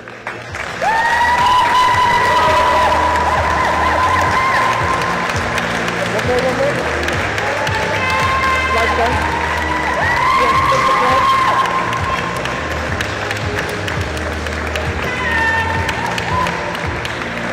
Really well doubles medals between the first school games all the way back in 2006 and today. A grand total of 22,900 young athletes have taken part in the event, with many having gone on to represent Great Britain on the global stage. Let's hope to see many of you competing for the Paralympics UB in the Paralympic Games in years to come. We now declare the 2022 School Games National Finals closed.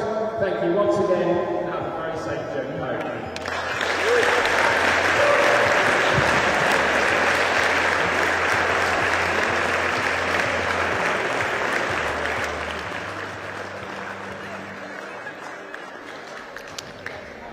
So that concludes the medal ceremony.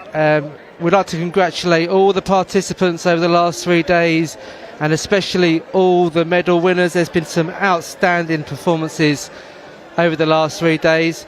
Just a few key headlines, Ruben Harris, 3 gold medals, Alex Wilson, 2 silver medals and a bronze, Oliver Cox, 1 gold medal and 1 silver, Lily Folland of Wales, 1 gold medal and 2 silvers, Scarlett Walker with 1 gold and 2 bronze medals, and finally Alice Dyer with 1 gold and 1 silver. It's been a fantastic 3 days here at Loughborough University. We hope you enjoyed the coverage, and we hope to see you again in 2023 for the school games once again. Thanks for watching, and we'll see you soon.